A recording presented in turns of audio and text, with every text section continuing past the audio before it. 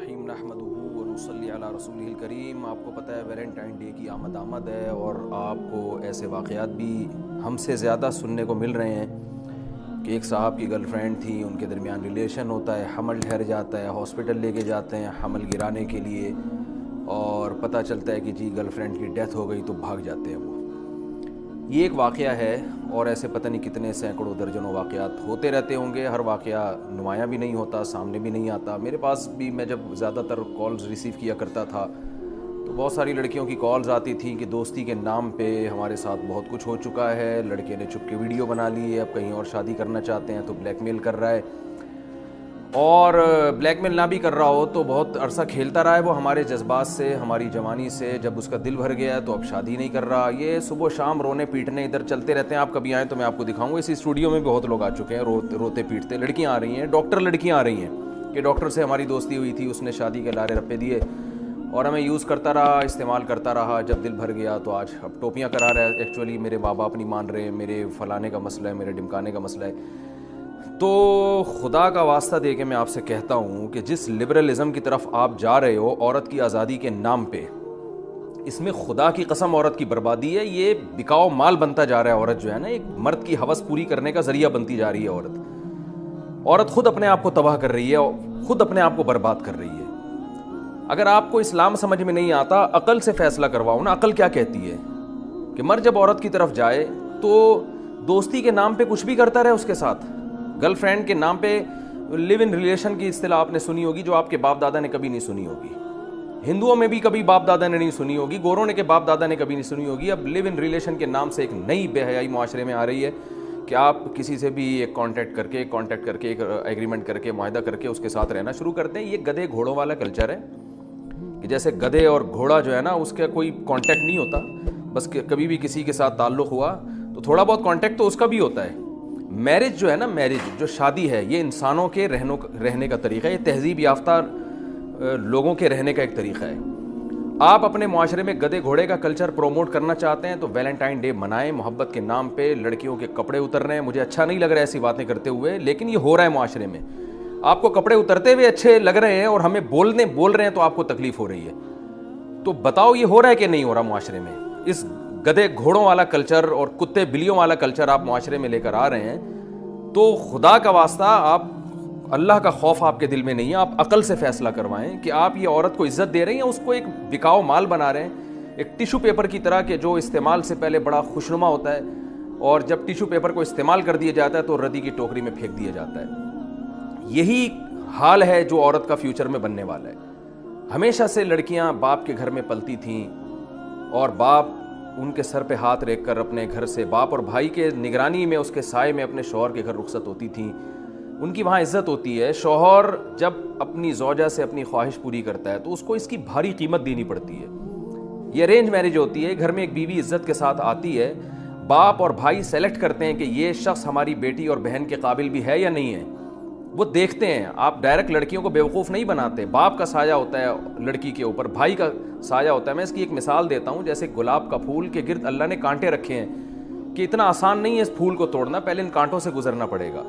اللہ نے عورت کو ایک اٹریکشن کی چیز بنایا، لیکن اس کے گرد اللہ نے باپ اور بھائی کا ایک کانٹے دار درخت پیدا کر دیا، ایک سایہ پیدا کر دیا ہے کہ ان کانٹوں سے آپ کو گزرنا ہوگا۔ آپ کو پہلے باپ اور بھائی کے سامنے یہ ثابت کرنا ہوگا کہ میں آپ کی بیٹی کے قابل ہوں۔ وہ آپ کی جاب چیک کرے گا، وہ آپ کا خاندان دیکھے گا، وہ دیکھے گا کہ آپ میری بیٹی کے پیرالل، اس کے کفو، اس کے ہم پلہ ہیں یا نہیں ہے۔ اس پورے پروسیس سے گزرنے کے بعد ایک عزت داروں کی طرح آپ کی بیٹی آپ کے گھر سے رخصت ہوگی اور وہ پورا خاندان اس کو ریسیو کر رہا ہوگا۔ وہ محض ایک شوہر کی بیوی نہیں ہوگی، بلکہ اس کی ایک ساس ہوگی، اس کی ایک سسر ہوگی، اس کا ایک سسر ہوگا، اس کے رشتہ دار ہوں گے، دیور ہوں گے، جیٹھ ہوں گے، پوری ایک فیملی میں جائے گی وہ۔ اس میں عورت کا تحفظ ہے، عورت کو چھوڑنا آسان نہیں ہوگا، طلاق دینا آسان نہیں ہوگا، پورا خاندان انوالو ہوگا، کیونکہ وہ صرف آپ کی بیوی نہیں ہے، وہ آپ کے باپ کی بہو بھی ہے، آپ کی ماں کی بہو ہے، وہ آپ کے بھائی کی بھابھی ہے۔ وہ اس کو آپ چھوڑیں گے تو اس کا مطلب بھائی کو بھابھی کے رشتے سے محروم کر رہے ہیں، باپ کو بہو کے رشتے سے محروم کر رہے ہیں، ماں کو بہو کے رشتے سے محروم کر رہے ہیں۔ ان تمام چیزوں کو ملیا میٹ کر کے بس وہ جو گورے جس کلچر کی طرف چل رہے ہیں، نبی صلی اللہ علیہ وسلم نے فرمایا لَتَتَّبِعُنَّ سُنَنَ الَّذِينَ مِن قَبْلِكُمْ، تم لوگ اپنے سے جو پہلے یہود و نصارہ ہیں نا، ان کو فالو کرو گے اور اتنی الٹی چیزوں میں ان کو فالو کرو گے۔ حدیث کا مفہوم ہے کہ آپ صلی اللہ علیہ وسلم نے فرمایا اگر ان میں کوئی گوہ کے بل میں گھسا ہوگا تم بھی وہاں گھسنے کی کوشش کرو گے، حالانکہ جو گوہ کا بل ہے وہ انسانوں کے رہنے کی چیز نہیں ہے، لیکن اگر کوئی گورا اس میں گھسا ہوگا نا تو آپ کہو گے یار یہ بھی فیشن ہے، یہ بھی کلچر ہے، گورا کیونکہ گو کے بل میں گھس کے رہتا ہے تو میں بھی اس میں گھس کے رہوں گا۔ تو سینس لیس باتیں ہو رہی ہیں ہمارے معاشرے میں، کیونکہ یورپ کر رہا ہے، امریکہ کر رہا ہے، گورے کر رہے ہیں، وہ پچھتا رہے ہیں اس معاشرے سے، وہ تنگ آ چکے ہیں، وہ میرج کو پروموٹ کرنا چاہتے ہیں، لیکن ان کو پتہ ہے کہ معاملہ ہمارے ہاتھ سے نکل چکا ہے، وہ شادی کو پروموٹ کرنا چاہتے ہیں، تبھی تو ان کے یہاں اتنے سخت قانون ہے کہ ڈیورس دینے پر آدھی جائیداد دینی پڑتی ہے، اس لیے کہ وہ چاہتے ہیں کہ کامیاب ازدواجی زندگی ہو، لیکن اب معاملہ ان کے ہاتھ سے نکل چکا ہے۔ جو غلطی وہ کر رہے ہیں آج ہمارے ہاں بھی وہ غلطیاں کی جا رہی ہیں۔ یہ کام ہندوؤں کے کرنے کا ہے، girl friend boy friend Valentine day منانا اور گرل فرینڈ کو پھول پیش کرنا اور اس کو جو ہے نا وہ تحفے تحائف دینا، یہ ہندوؤں پہ سوٹ کرتا ہے، کیونکہ ان کے پاس کوئی سسٹم نہیں ہے، ان کے مذہب کی کوئی ٹھوس تعلیمات نہیں ہے اس بارے میں۔ یہ کام عیسائیوں پہ سوٹ کرتا ہے کیونکہ ان کے پاس سسٹم نہیں ہے، تباہ ہو گیا، ان کی آسمانی کتابوں میں تحریف ہو گئی۔ یہ یہودیوں پہ سوٹ کرتا ہے، یہ سکھوں پہ سوٹ کرتا ہے۔ ہم مسلمان ہیں، ہمارے پاس الحمد سے لے کے والناس تک اللہ کی کتاب قرآن مجید کی شکل میں موجود ہے، اور قرآن دو ٹوک لفظوں میں کہہ رہا ہے کہ تمہارے پاس عورت تک پہنچنے کا صرف ایک راستہ ہے، وہ ہے نکاح، شادی کر کے تم جا سکتے ہو اس کے پاس، اس کے علاوہ فمن ابتغى وراء ذلك فاولئک هم العادون، جو بھی اس کے علاوہ راستہ اختیار کریں گے یہ خدا کی حدود کو توڑنے والے ہیں، اور دنیا میں سزا بھی ملے گی بے سکونی کی، فیملی سسٹم تباہ ہوگا۔ اصل سزا ان لوگوں کے لیے آخرت میں ہے جو جہنم کی آگ کی صورت میں اللہ نے رکھی ہے۔ تو آپ کو اسلام نے 4 شادیوں کی اجازت دی ہے، نہ سنو معاشرہ کیا کہتا ہے، آپ حلال طریقے سے 4 بیویاں رکھو، ان کے درمیان عدل کرو، ان کے حقوق ادا کرو، ان سے ہونے والی اولاد کے باپ بن کے دکھاؤ، ان کی کفالت کرو، ان کو گھر دو، رہائش دو، ان کے حقوق ادا کرو، لیکن آپ کو گرل فرینڈ ایک بھی رکھنے کی اجازت نہیں ہے، نہ گرل فرینڈ کو آپ کو تحفے تحائف دینے کی اجازت ہے۔ اور اگر آپ کی سمجھ میں یہ باتیں نہیں آ رہی تو یاد رکھیں خواتین کا بیڑا غرق ہونے والا ہے، اور یہ خواتین اس خوش فہمی میں مبتلا ہیں کہ ہمیں آزادی مل رہی ہے، ہم جس سے چاہیں دوستی لگائیں، آپ کو آزادی نہیں مل رہی۔ آپ تک پہنچنا مرد نے بہت آسان کر دیا ہے، اللہ نے مشکل بنایا تھا کہ مہر ہے، نکاح ہے، گھر دو، رہائش دو، اور اس کے تمام ذمہ داریاں اٹھاؤ اور پراپر طریقے سے اس کو بیوی بنا کے گھر میں رکھو، پھر ساری زندگی اس کے بچوں کا خرچہ اٹھاؤ، پھر بیٹیوں کی شادی کی فکر، بیٹوں کی فکر، یہ ساری ٹینشنیں، ان کی ایجوکیشن کی فکر باپ کے کندھوں پہ اللہ نے، مرد کے کندھوں پہ اللہ نے ڈالی، وہ ساری زندگی عورت کا محافظ بنتا ہے، پھر یہ عورت بڑھاپے میں دادی نانی بنتی ہے اور اپنے بچوں کی ماں بنتی ہے، بھائیوں کی بہن بنتی ہے، ساری عزتیں عورت کو سے چھین کر ویلنٹائن ڈے جیسی بےہودگی کے نام پر، محبت کے جھوٹے نعروں کے نام پر مرد کی ایک جو ہے نا صرف ہوس پوری کرنے کا اس کو ذریعہ بنایا جا رہا ہے۔ بالکل اس کی ایسے میں مثال دیتا ہوں بار بار کہ ٹیشو پیپر استعمال سے پہلے بڑا اچھا ہوتا ہے، استعمال کے بعد اس کو ردی کی ٹوکری میں پھینک دیا جاتا ہے۔ تو معاشرے میں جو عورت کو بنایا جا رہا ہے وہ صرف ایک جنسی ہوس پوری کرنے کا ایک ذریعہ ہے۔ جب مرد اس سے جنسی ہوس پوری کرے گا اور اس کا حسن خراب ہونا شروع ہو جائے گا، وہ ٹیشو پیپر کی طرح اس کو نظر انداز کر کے پھینک دے گا۔ بعض دفعہ اس کا حسن خراب بھی نہیں ہوتا، لیکن مرد کی زندگی میں کوئی دوسری گرل فرینڈ آ جاتی ہے تو کہتے ہیں جی بریک اپ ہو گیا اور رشتہ ٹوٹ گیا۔ ان کا بریک اپ نہیں ہو گیا، اس کو اب دل بہلانے کے لیے، انٹرٹینمنٹ کے لیے کچھ اور مل گیا ہے۔ تو اسی طرح مرد ایک اپنی زندگی میں 20-30 لڑکیوں سے اپنی ہوس پوری کرتے ہیں، تو اس میں نقصان عورت کا ہے۔ عورت یہ بات نہیں سمجھ رہی ہے، عورت اپنے تک پہنچنے کو مشکل بنائے، ماں باپ اپنی بیٹی تک پہنچنے کو مشکل بنائے، تو اس میں عورت کا فائدہ ہے، اس میں عورت کی عزت ہے۔ اور اگر آپ گدھے گھوڑے اور کتے بلیوں والا کلچر چاہتے ہیں تو ویلنٹائن ڈے منائیں آپ، اور معاشرے میں اسی کو پروموٹ کریں۔ تو میرے پاس اس سے زیادہ کہنے کو کچھ نہیں ہے، عقل مند کے لیے اشارہ کافی ہے۔ میں اپنے خدا کا، اپنے رب کا شکر ادا کرتا ہوں، اے اللہ تو نے مجھ پر فضل کیا کہ تو نے مجھے مسلم پیدا کیا۔ میں اگر مسلمان نہ ہوتا، میں قرآن و سنت پر ایمان نہ رکھتا، تو شاید میں بھی اسی ماحول میں بہہ جاتا، اور وہ ماحول جس سے دنیا تباہ ہو رہی ہے ہم بھی اسی رو میں بہہ جاتے۔ میرے رب کا مجھ پر احسان، اور اہل اسلام پر میرے رب کا احسان ہے کہ اس نے ہمیں صحیح اور غلط کو بتا دیا کہ صحیح کیا ہے، غلط کیا ہے۔ اس نے یہ بھی نہیں کہا کہ عیسائیوں کی راہبوں کی طرح عورت سے دور رہو اور ہندوؤں کے پنڈتوں کی طرح عورت سے دور رہ کے جنگلوں میں زندگیاں گزارو۔ اس نے ہمیں یہ بھی نہیں کہا کہ عورت سے دور رہنا کوئی عبادت ہے، یہ بھی ہمیں نہیں کہا۔ نیچرل مذہب ہے، فطرت اللہ التی فطر الناس علیہا۔ اللہ نے فرمایا اسلام وہ نیچر ہے جس پر میں نے تمہیں پیدا کیا۔ اس نے نہیں کہا دور رہو، بلکہ اس نے کہا تم عورت کے قریب جا سکتے ہو، عورت کو مرد کے لیے، مرد کو عورت کے لیے بنایا، لیکن جانے کا ایک وہ طریقہ ہے جو مہذب ہے، جو شائستہ لوگوں کا طریقہ ہے، جو تہذیب یافتہ لوگوں کا طریقہ ہے، وہ ہے کسی کے گھر نکاح کا پیغام بھیجو، لڑکی کا باپ لڑکی کا بھائی تمہیں سمجھے گا تو پراپر طریقے سے اس کو رخصت کرے گا, تمہارے گھر میں وہ آئے گی اور تمہاری بیوی بن کے رہے گی, تمہارے بچوں کی ماں بنے گی, اور اس کا وراثت میں حصہ ہوگا. گرل فرینڈ کا وراثت میں کوئی حصہ نہیں ہوتا, اس کا وراثت میں حصہ ہوگا, اور اس کو چھوڑنا تمہارے لیے آسان نہیں ہے. طلاق کے بعد تمہارے ذمہ خرچے ڈالے جائیں گے اگر تم ڈیورس دیتے ہو. بہت سارے ایک طریقے رکھے, ایک پراپر راستہ رکھا ہے. یہ اسلام کا طریقہ ہے, یہ تہذیب یافتہ لوگوں کا طریقہ ہے, اور اس میں اسلام نے مرد کو چھوٹ دی ہے. تم عدل کر سکتے ہو تو ایک سے زیادہ بیویاں بھی رکھ سکتے ہو, بشرطے کہ ان کے حقوق پراپر طریقے سے ادا کرو. عدل نہیں کر سکتے, تم افورڈ نہیں کر سکتے, تمہارے اندر قدرت نہیں ہے, طاقت نہیں ہے, تو پھر ایک پر اکتفا کرو, اسی کے پراپر پورے حقوق ادا کرو. یہ پورا ایک سسٹم اسلام نے مجھے بنا کے دیا, آپ کو بنا کے دیا. تو ہمیں کیا ضرورت ہے ہم انگریزوں کو فالو کریں؟ ہمیں کیا ضرورت ہے ہم ہندوؤں کے کلچر کو فالو کریں؟ ہمیں کیا ضرورت ہے؟ ہندوؤں میں بھی, سکھوں میں بھی جو عقل مند لوگ ہیں نا, وہ اس کلچر کو نہیں مانتے. وہ بھی کہتے ہیں یہ تباہی ہے, وہ بھی اس کو پسند نہیں کرتے ویلنٹائن ڈے کو. تو جب ان میں سمجھدار لوگ پسند نہیں کر رہے تو اسلام میں اور مسلمانوں کے پاس تو بھائی قرآن ہے. تو قرآن نے ہمیں نہ تو یہ کہا کہ عورت سے دور رہو, نہ یہ کہا کہ درندے بن کے جانور اور بھیڑ بکریوں کی طرح جو ہے عورت کو استعمال کرنا شروع کر دو, گدھے گھوڑوں کی طرح.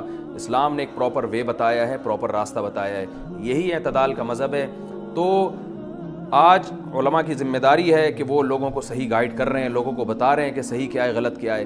یاد رکھیں, آج صرف بتایا جا رہا ہے, منوایا نہیں جا رہا, کیونکہ منوانے کی طاقت اللہ نے علماء کے ہاتھ میں نہیں دی ہے, نہ علماء کے پاس ہے منوانے کی طاقت. منوانے کی طاقت گورنمنٹ کے پاس ہوتی ہے, حکومت کے پاس ہوتی ہے. ہمارا ملک اسلامی ہے, اگر گورنمنٹ اپنی ذمہ داری پوری نہیں کر رہی تو اس کا یہ مطلب نہیں ہے کہ اللہ آپ کو قیامت کے دن چھوڑ دے گا. اس لیے عقل کا اور فطرت کا تقاضا یہ ہے کہ حلال کی طرف آئیے اور حرام سے اپنے آپ کو بچا کے رکھیں. اللہ تعالیٰ ہماری ان قوم کی بہنوں اور بیٹیوں کی عزت کی حفاظت کرے, اور انہیں گرل فرینڈ اور بوائے فرینڈ اور لیونگ ریلیشن کے خوشنما نعروں کے نام سے جو الو بنانے کی, یہ میں اس لیے بیان سے ہٹ کے یہ بات بیچ میں کر رہا ہوں کہ دیندار لوگ, مذہبی لوگ زیادہ بیوقوف بنتے ہیں یہ نئی تحقیقات سے. تو اخباروں میں مضامین آ رہے ہوتے ہیں کہ چاند پہ کوئی نہیں گیا, یہ امریکہ نے جھوٹ بولا تھا, لوگوں کو الو بنایا تھا, ایسے ہوا تھا, ویسے ہوا تھا. لوگ مجھے رپورٹیں بھیج رہے ہوتے ہیں, یار دیکھو مفتی صاحب یہ پڑھ کے دیکھو. میں کہتا ہوں فالتو چیزوں کے پڑھنے کا ہمارے پاس ٹائم نہیں ہے. کہہ رہے نہیں ایسی اوتھینٹک خبریں ہیں. میں نے کہا بھائی اس کا پتہ کیسے چلے گا اوتھینٹک ہے یا نہیں ہے؟ ہم کیا ناسا میں ہمارے رشتے دار تھوڑی ہیں جو ان کو فون کریں سائنسدان کہ ہاں بھائی یہ مستند ہے. کوئی ڈاکٹری میڈیکل سائنس سے متعلق کوئی اوتھینٹک خبر ہوتی ہے تو ڈاکٹر سے پوچھ لیتے ہیں ہم. یہاں کس سے پوچھیں ہم کہ مستند ہے بھی یا نہیں ہے؟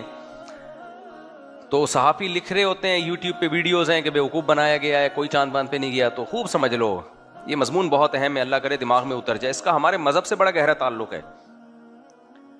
دیکھو مذہب یہ کہتا ہے کہ متواتر خبر غلط نہیں ہو سکتی. اس طرح نہ ہر چیز میں شک پیدا ہو جاتا ہے. امریکہ نے اگر جھوٹ بولا کہ انسان چاند پہ گیا ہے, جھوٹ بول دیا, تو جاپان بھی وہ جھوٹ مان گیا, روس بھی وہ جھوٹ مان گیا ہے بھائی, چائنا بھی مان گیا کہ ابے وہ سمجھا, اس کو بھی ٹوپی کرا دی چائنا کو. سارے ملکوں کو ٹوپی کرا دی. نہیں کرائی تو انڈا موڑ پہ کوئی سائنٹسٹ بیٹھا ہوا ہے, سارا دن جلیبیاں تلے گا اور مضمون جا کے لکھ دے گا کہ یہ, یا کوئی یوٹیوبر ہے جو مضمون لکھ رہا ہے. لوگ کہتے نہیں وہ خود امریکی نے لکھا ہے, یہ ایک امریکی کی ریسرچ آئی ہے کہ انسان چاند پہ نہیں گیا. تو بھائی جیسے یہاں بڑے بڑے پھینکو ہیں, امریکہ میں بھی بڑے بڑے پھینکو پڑے ہوئے ہیں. تو آفیشلی اتنا بڑا جھوٹ اتنے بڑے پیمانے پر بولا نہیں جا سکتا. اللہ نے انسان کو اتنے بڑے جھوٹ کی طاقت دی نہیں ہے. کیوں نہیں دی یہ طاقت, یہ سمجھو. اس سے پھر اللہ کی جو انسانوں پہ حجت ہے نا وہ تمام ہی نہیں ہو سکے گی. ہر چیز مشکوک ہو جائے گی, ہر چیز مشکوک ہو جائے گی. پھر آپ کہو گے پتہ نہیں یہ بھی ہے, یہ پتہ نہیں یہ بھی سچ ہے, پتہ نہیں یہ بھی سچ ہے. تو اللہ تعالیٰ نے انسان کو اتنی کنفیوژن میں نہیں رکھا ہے کہ ہر چیز میں اس کو شک پیدا کر دیا جائے. یہ تو وہم کے مریض نہیں ہوتے. کل خاتون نے مسئلہ پوچھا کہ میرے میاں نے, مجھے کہیں سے مسئلہ پتا چلا کہ شوہر اگر بیوی کو طلاق کا اختیار دے دے تو بیوی کے پاس بھی چلا جاتا ہے اختیار, پھر وہ اگر طلاق دے تو ہو جاتی ہے. کہ نہیں, جب سے مجھے یہ مسئلہ پتا چلا مجھے وہم ہو گیا کہ میرے شوہر نے کہیں ایسا تو نہیں مجھے اختیار دے دیا ہو. دوسرا وہم یہ کہ اختیار دیا ہو اور میں نے طلاق دے دی ہو, تو ڈبل وہم. حالانکہ کوئی اختیار دیا نہیں ہے, لیکن ایک وہم یہ کہ کہیں دے تو نہیں دیا, دوسرا وہم یہ کہ دینے کے بعد میں نے کہیں طلاق تو نہیں دے دی ہے. میں نے اس بیچاری کو جواب دیا کہ آپ کا علاج میرے پاس نہیں ہے, ڈاکٹر کے پاس ہے, آپ کسی سائیکولوجسٹ کو دکھائیں, وہ وہم کا علاج کرے گا. تو ہر چیز میں پتہ ہے شک پڑ جائے گا. پھر ہر چیز میں. ایک ملحد نے کہا, ایتھیسٹ, اس نے کہا یہ جو اتنے سارے پیغمبر دنیا میں آئے ہیں، نوح علیہ السلام، عیسیٰ علیہ السلام، موسیٰ علیہ السلام، اس نے کہا یہ ہے ہی نہیں، ان کی یہ کوئی شخصیت تھے ہی نہیں. حضرت عیسیٰ ابن مریم کے وجود کا ہی انکار کر دیا اس نے کہا کیا دلیل ہے کہ وہ عیسیٰ بن مریم مسیح، جن کو عیسائی مسیح کہتے ہیں، ہم لوگ عیسیٰ علیہ السلام کہتے ہیں، تو وہ پیغمبر آئے بھی ہیں دنیا میں، دلیل کیا ہے؟ آپ ثابت کر لو گے؟ کیا دلیل ہے آپ کے پاس کہ عیسیٰ ابن مریم دنیا میں آئے تھے؟ بتاؤ نا. یہی کہیں گے بھائی اب دنیا پاگل ہے یار، دنیا میں زیادہ تر آبادی عیسائیوں کی ہے، وہ بھی عیسیٰ ابن مریم کو مانتے ہیں کہ وہ تھے پیغمبر. پھر اس کے بعد مسلم ہیں، وہ بھی مانتے ہیں کہ عیسیٰ ابن مریم پیغمبر تھے. پھر یہودی ہیں، وہ بھی مانتے ہیں کہ عیسیٰ ابن مریم پیغمبر نہیں مانتے لیکن شخصیت مانتے ہیں کہ کوئی شخص آئے تھے جنہوں نے نبوت کا دعویٰ کیا تھا. اتنی بڑی آبادی سینہ بسینہ تواتر سے ایک خبر نقل کرتی چلی آ رہی ہے، اور ایک بندہ اٹھ کے کہتا ہے کہ عیسیٰ ابن مریم نام کا کوئی بندہ گزرا ہی نہیں ہے. تو آپ کیا لیب میں ثابت کرو گے، لیبارٹری میں جا کے ثابت کرو گے، یا سائنسدانوں کے حوالے دو گے؟ ممکن نہیں ہے نا. آپ حوالے دو گے تاریخ کے، تاریخی کتابوں کے. تو وہ کیا جواب میں کہیں گے؟ یہ کتابوں نے، مصنف نے جھوٹ لکھا ہے. تو آپ بولو گے بھائی ایک آدمی جھوٹ لکھ سکتا ہے، دو لکھ سکتے ہیں، جتنے مؤلفین مصنفین سارے عیسیٰ ابن مریم کا، محمد صلی اللہ علیہ وسلم کا، موسیٰ علیہ السلام کا سبھی تذکرہ کر رہے ہوتے ہیں. تو یہ سارے جھوٹ پہ کیسے جمع ہو گئے بھائی؟ تو اس سے پتا چلتا ہے کہ جو متواتر خبر ہے، دیکھو خبروں کی 3 قسمیں ہوتی ہیں. تھوڑا ٹیکنیکل پیچیدہ مضمون شروع کر رہا ہوں، لیکن اس سے بہت سارے مسائل آپ کے حل ہو جائیں گے، بہت سارے فروعی مسائل بھی اس سے حل ہوتے ہیں. 3 قسمیں ہوتی ہیں جب ہمیں دلیل 2 طرح کی ہوتی ہے. دیر آر 2 ٹائپس آف دلیل. دلیل کسے کہتے ہیں؟ کسی چیز کا ایسا ہونا کہ اس کے ہونے سے کسی دوسری چیز کا تصور ہمارے دماغ میں لازمی طور پہ آ جائے، تو اس پہلی چیز کو دوسری کے لیے دلیل کہا جاتا ہے. پیچیدہ بات کی ہے، تھوڑا سا آسان لفظوں میں سمجھاتا ہوں. دیکھو باہر روشنی ہو رہی ہے یا اندھیرا ہو رہا ہے؟ اندھیرا ہو رہا ہے. اندھیرا ایک ایسی چیز ہے جس کے لوازمات میں سے یہ بات ہے کہ سورج نہیں ہے. سورج ہوتا تو اندھیرا ہوتا. تو یہ اندھیرا دلیل ہے کس کی؟ سورج نہ ہونے کی. سورج نہیں ہے بھائی. اگر روشنی ہو رہی ہوتی، تپتی دھوپ ہوتی، تو تب ہم نے سورج تو دیکھا نہیں، لیکن تپتی دھوپ کو ہم دیکھ کے یقین کر لیتے کہ سورج بولو موجود ہے. اب کوئی کہے لو سورج کو دیکھتے ہو نہیں اور کہہ رہے ہو کہ سورج نکلا ہوا ہے، بن دیکھے ہم سورج پہ کیسے یقین کر لیں؟ تو یہ احمقانہ قسم کی بات ہوگی کہ نہیں ہوگی؟ ہم کہتے ہیں بن دیکھے ہم یقین کر رہے ہیں، اس لیے کہ سورج کی ہونے کی جو دلیل ہے اس کو تو ہم اپنی آنکھوں سے دیکھ رہے ہیں نا. سورج کو نہیں دیکھ رہے، لیکن وہ چیز جو سورج کے ہونے کی دلیل ہے اس کو ہم اپنی آنکھوں سے دیکھ رہے ہیں. تو یہ بن دیکھے نہیں کہلائے گی، یہ دیکھ کے نہیں کہلائے گی. بہت ساری اس کی مثالیں ہیں. یہ ہے عقلی دلیل. عقلی کو پتہ ہے، عقل کہتی ہے کہ سورج کی روشنی ہو اور سورج نہ ہو. اٹ ازنٹ پاسبل، یہ ممکن نہیں ہے. سن لائٹ ایک الگ ہی ٹائپ کی لائٹ ہوتی ہے، وہ بلبوں میں وہ لائٹ نہیں ہوتی. تو یہ ہے عقلی دلیل. ایک ہوتی ہے نقل. نقل کا مطلب کسی نے بتایا. وہ کیا ہوتا ہے کہ بھائی کسی نے ہمیں یہ بات بتائی ہے، تو آپ کو پتا چلا کہ جی اللہ نہ کرے، اللہ نہ کرے بولٹن مارکیٹ میں اللہ نہ کرے بم دھماکہ ہوا ہے. آپ نے اپنی کانوں سے نہیں سنا، آپ نے اپنی آنکھوں سے نہیں دیکھا، نہ کوئی سائنسدان ہے ناسا کے، نہ کوئی اس کی تصویریں آئی ہیں، لیکن بولٹن مارکیٹ سے آپ کا جاننے والا دوست آیا تھا، اس نے آپ کو بتایا کہ بولٹن مارکیٹ میں دھماکہ ہوا ہے. آپ نے کہا یار بندہ، ایک آدمی خبر دے رہا ہے تو مان لیتے ہیں ہوا ہوگا، کیوں ہم اس کو جھوٹا قرار دیں؟ کیا خیال ہے بھائی؟ اب اس پہ کوئی کہے کہ نہ تم نے بولٹن مارکیٹ میں دھماکہ اپنی آنکھوں سے دیکھا، نہ تم نے اپنے کانوں سے سنا، اور نہ کوئی کسی نے تمہیں بتایا، یعنی کسی 20 لوگوں نے، ایک بندے نے بتایا تم نے مان لیا، تو آپ کہو گے یار یہ بندہ جھوٹ کیوں بولے گا، اس کا کیا فائدہ ہے اس دھماکے میں؟ اس کا کوئی فائدہ نہیں ہے. تو آپ مان لو گے کہ نہیں مان لو گے؟ یہ بھی دلیل ہے. لیکن اس بات کا اس دلیل میں امکان ہے کہ ہو سکتا ہے یہ جھوٹ بول رہا ہو، چاہے کتنا ہی نیک آدمی ہو، امکان یہ ہے کہ یہ جھوٹ بھی بول سکتا ہے. تو اگر نیک آدمی ہے تو آپ مان لو گے کہ ہاں بھائی سچ کہہ رہا ہے، اور اس ماننے کی بیس پہ آپ ہو سکتا ہے بولٹن مارکیٹ کا ارادہ ترک کر دو کہ یار وہاں تو یہ سب کچھ ہو رہا ہے تو میں کیوں جاؤں. عمل کرو گے آپ اس کی خبر پر, لیکن 100% 100% یقین نہیں کرو گے. 1% امکان رہے گا کہ یار پھینک ہی نہ ہو. بعض دفعہ لوگ لمبی لمبی پھینک بھی دیتے ہیں. 2 آدمیوں نے خبر دے دی, 3 آدمیوں نے خبر دے دی, اس میں بھی یہ چانس ہے کہ یار دونوں مل کے چھوڑ رہے ہوں, کمپرومائز کر لیا ہو کہ تو بھی پھینکنا اور میں بھی پھینکوں گا. 2-3 بھی بول سکتے ہیں. لیکن مجھے ایک بات بتاؤ, آپ نے ٹیلی ویژن کھولا, اس میں بھی آیا بولٹن مارکیٹ میں دھماکہ ہوا ہے, ریڈیو میں بھی آ رہا ہے, فلاں جگہ بھی آ رہا ہے, آپ کے تایا بھی فون کر رہا ہے بے بڑا خطرناک دھماکہ ہوا, ماموں کا فون بھی آ گیا, چاچو کا فون بھی آ گیا. اتنے لوگ آج کل ہوتے نہیں ہیں رشتہ داروں میں, لیکن ایک مثال دے رہا ہوں, دوست کا فون بھی آ گیا. آپ نے بولٹن مارکیٹ اپنے ایک دوست کی دکان تھی ادھر فون کیا, اس نے کہا بے یار بڑا خطرناک دھماکہ ہوا, ایمبولینسوں کی آوازیں آ رہی ہیں, ٹینی نانا نینی نانا وہ گھوم رہی ہیں. اب اگر کوئی شخص آپ کو آ کے کہتا ہے ابے یہ ہے وہی کسی نے بنا لیا دھماکہ شماکہ, تو آپ کہو بھائی میرے ماموں کو میں نے فون کیا, وہ بھی کہہ رہے ہیں ابے ماموں, تو ماموں پہ تو نے یقین کر لیا, تیرے ماموں نے کبھی جھوٹ بولا ہی نہیں ہے. ابے میرے چاچا نے بھی بولا ہے کہ دھماکہ ہوا ہے. چاچا تیرے کیا سچے ہیں؟ حلف سر پہ ہاتھ رکھ کے قسم اٹھا سکتے ہیں ہمیشہ سچ بولتے ہیں؟ آپ نہیں اٹھاؤ گے بھائی. کبھی کبھار چاچا نے جب دوسری شادی کی تھی تو جھوٹ بولا تھا پہلی والی سے. ابے بھائی وہ جیو نیوز کی خبر ہے, ابے کیا جیو نیوز کے حوالے دے گا؟ وہ جو خبر جیو نیوز نے پٹی چلائی تھی پتہ نہیں تھا لمبی پھینکی تھی, اس میں سمر ٹی وی کا حوالہ دے گا, فلاں کا حوالہ دے گا, اس طرح کی باتیں چلانا شروع کر دیں.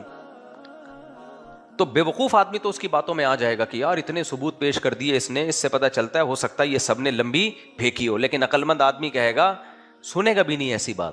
عقل مند کہے گا ٹائم ویسٹ نہ کر بھائی, کوئی اور کام کر لے, جا کے کچھ اور کام کر لے. ٹھیک ہے ایک آدمی جھوٹا ہو سکتا ہے, ایک چینل جھوٹا ہو سکتا ہے, سارے چینلوں پہ خبریں آ رہی ہیں, سارے رشتہ دار بولٹن مارکیٹ میں دوست احباب, اور ان کا آپس میں کوئی رابطہ بھی نہیں ہے, لنک بھی نہیں ہے. اتنے سارے لوگ جھوٹ پہ جمع نہیں ہو سکتے, چاہے وہ نیک ہوں یا برے ہوں. سمجھتے ہو کہ نہیں سمجھتے؟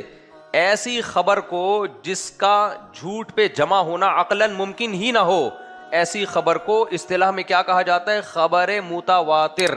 یہ لفظ یاد رکھ لینا, کام آئے گا. کیا کہا جاتا ہے؟